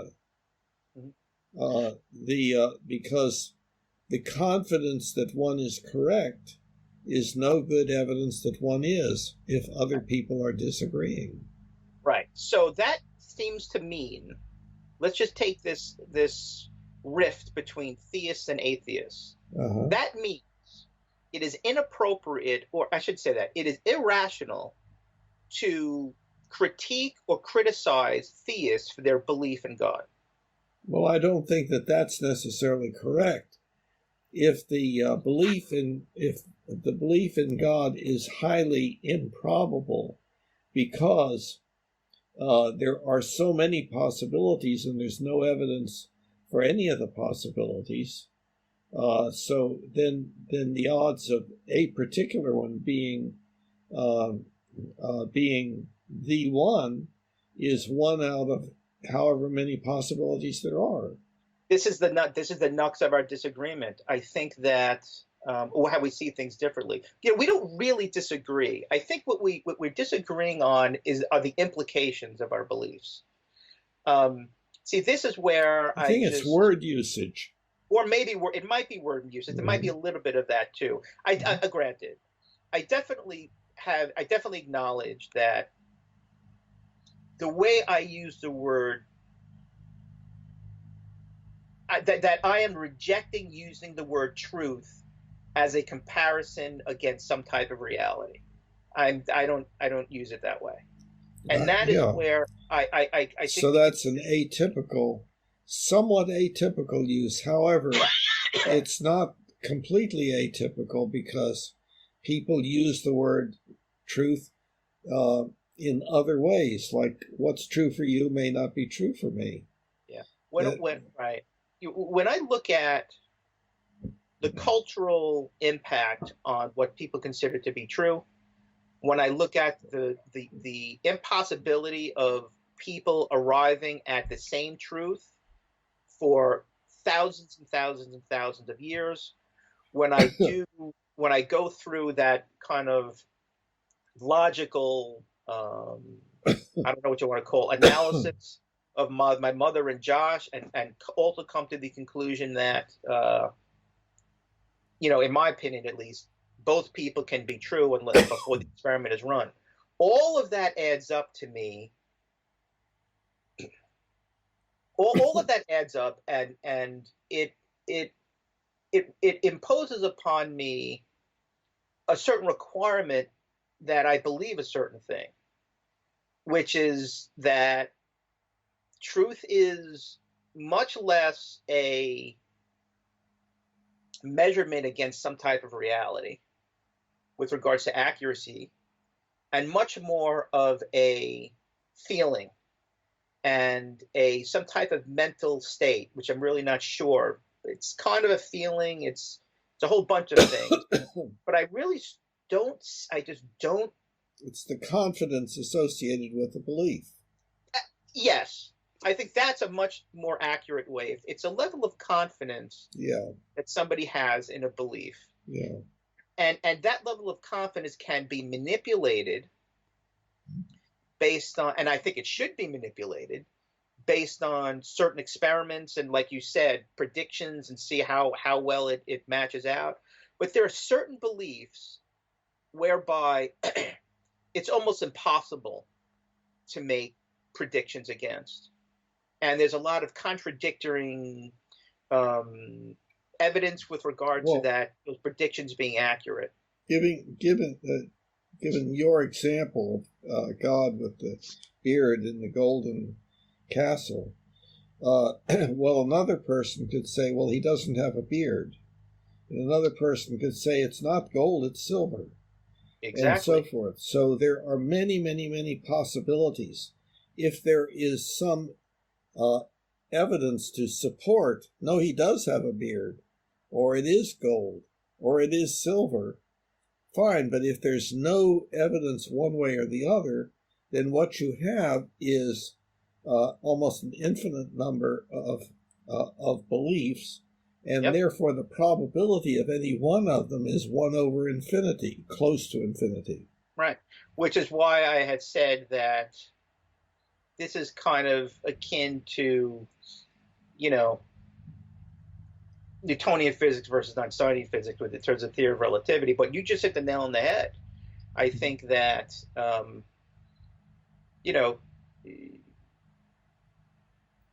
there's even another way of showing that this is true. I think that if you do run a thought experiment and imagine a world where everybody had a very low innate confidence in their beliefs, that they were trained to not be individualistic. Skeptics. They were trained.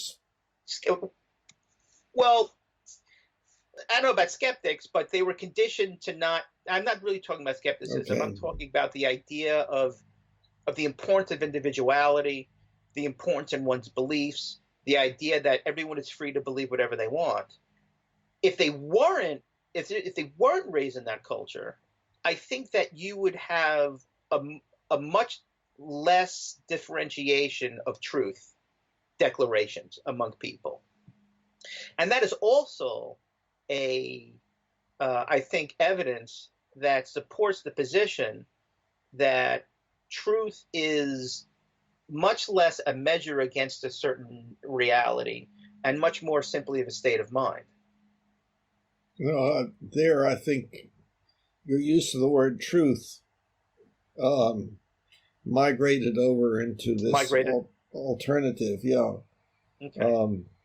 But it is indeed true that in some cultures, at least with regard to certain things, confidence in the correctness of the beliefs dictated by that culture is very important. And in fact, if you reveal that you've lost the confidence, then you're in danger of being beheaded. Mm-hmm. Well, yeah, I mean that's true also. Yeah. And in that situation,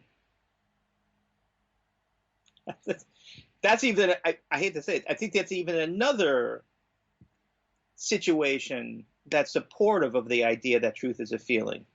So let's say you're in a truth is truth is more of a truth is more of a state of mind and a feeling. So if you're in a society, well, again, the word truth is used in many different ways, but as soon as you introduce an entirely different way, then we have to pursue that. Well, I don't think it's that different. When you're saying truth is a level of confidence that you have in your it's beliefs. Not a level of confidence. A person have a level of confidence in their beliefs such that they believe a declaration of truth in that belief is appropriate. But that's talking about a declaration of truth. That's to simplify that. I believe that X is true, is what the person is saying. And the person is saying it because they have a high degree of confidence that X is so. Right. I slipped into the natural way of me using the word truth, which was not appropriate here. But if you're thinking of a society, let's say, we know for a fact now that I don't know,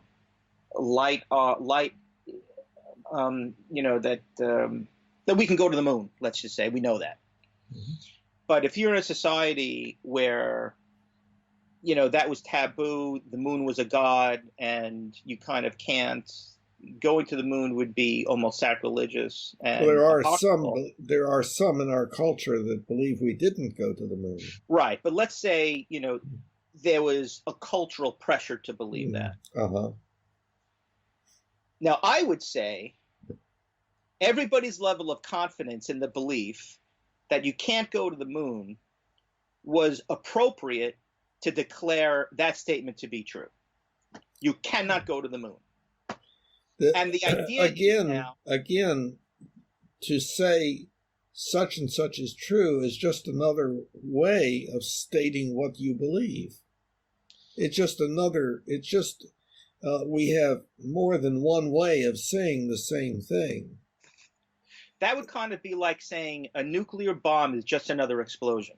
Technically, a nuclear bomb is just another explosion, but in practicality, they're actually two very, very different things because they have very different impacts. And the difference between just saying, well, I believe the Earth is round, and saying, I know for a fact it's true that the Earth is flat, or I know for a fact it's true that the Earth is round. It's two very different things. Truth, in the colloquial way of using it, is very, very different than just saying the word "I believe." I think most of the time, when we use it, we do mean that. No, it's true that if you turn to the right at the corner, that's how you'll get to Harris Teeter. That's the basic way. But then you have the postmodern development. Well, what's true for you may not be true for me, and that's a distortion of the original meaning of the word truth. When people historically, truth was that which is so, whether you believe it or not. I think there's been a lot of words that have adopted new meaning as our knowledge has improved. And I think moving away... Well, not just as our knowledge has improved, but also as we have conversed with each other. So we say all sorts of strange things now, that are part of the culture and so on. Yeah. I would like to continue this next time. Okay. Because good. Like some of the things that you say, I really can't understand. Really? It's just so it's almost like, yeah. Can you put one of those in words? Something that you believe that I say that is not correct. Let me even take a step back. It's not that I can't understand how you can say it. It's that it's so different than the way I see things. Yeah. That it's so difficult for me to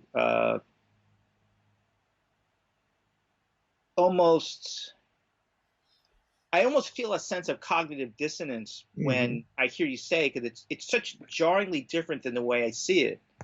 The idea that Josh and my mother, before the experiment is run,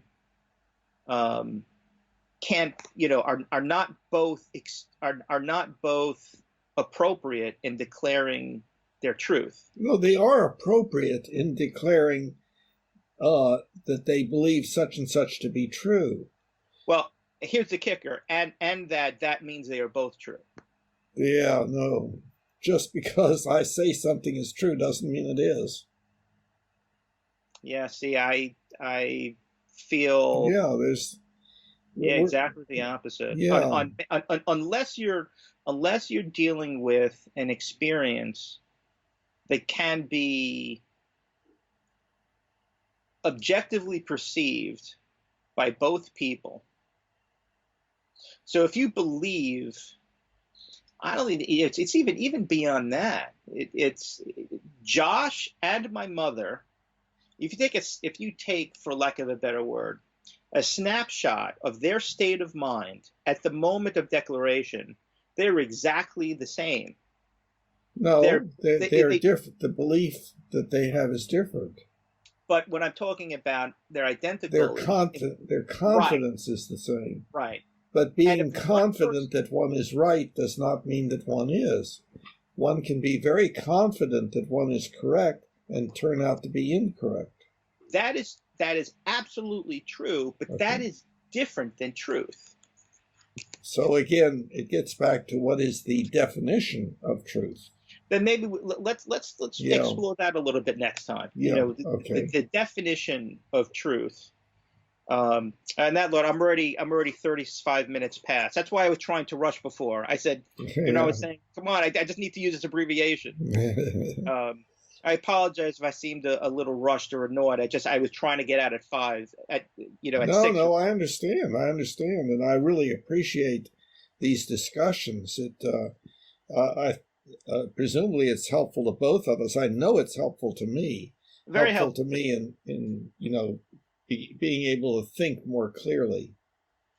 I was saying something almost exactly the same thing to my wife about this, and I enjoy the conversations and everything. Do you and your wife get into the Humanian belief manual and compare your beliefs? No, it's complicated, and this is being recorded, so I shouldn't go into too much detail. Yeah, well, that should be a conversation, offline conversation. Yeah, well, no,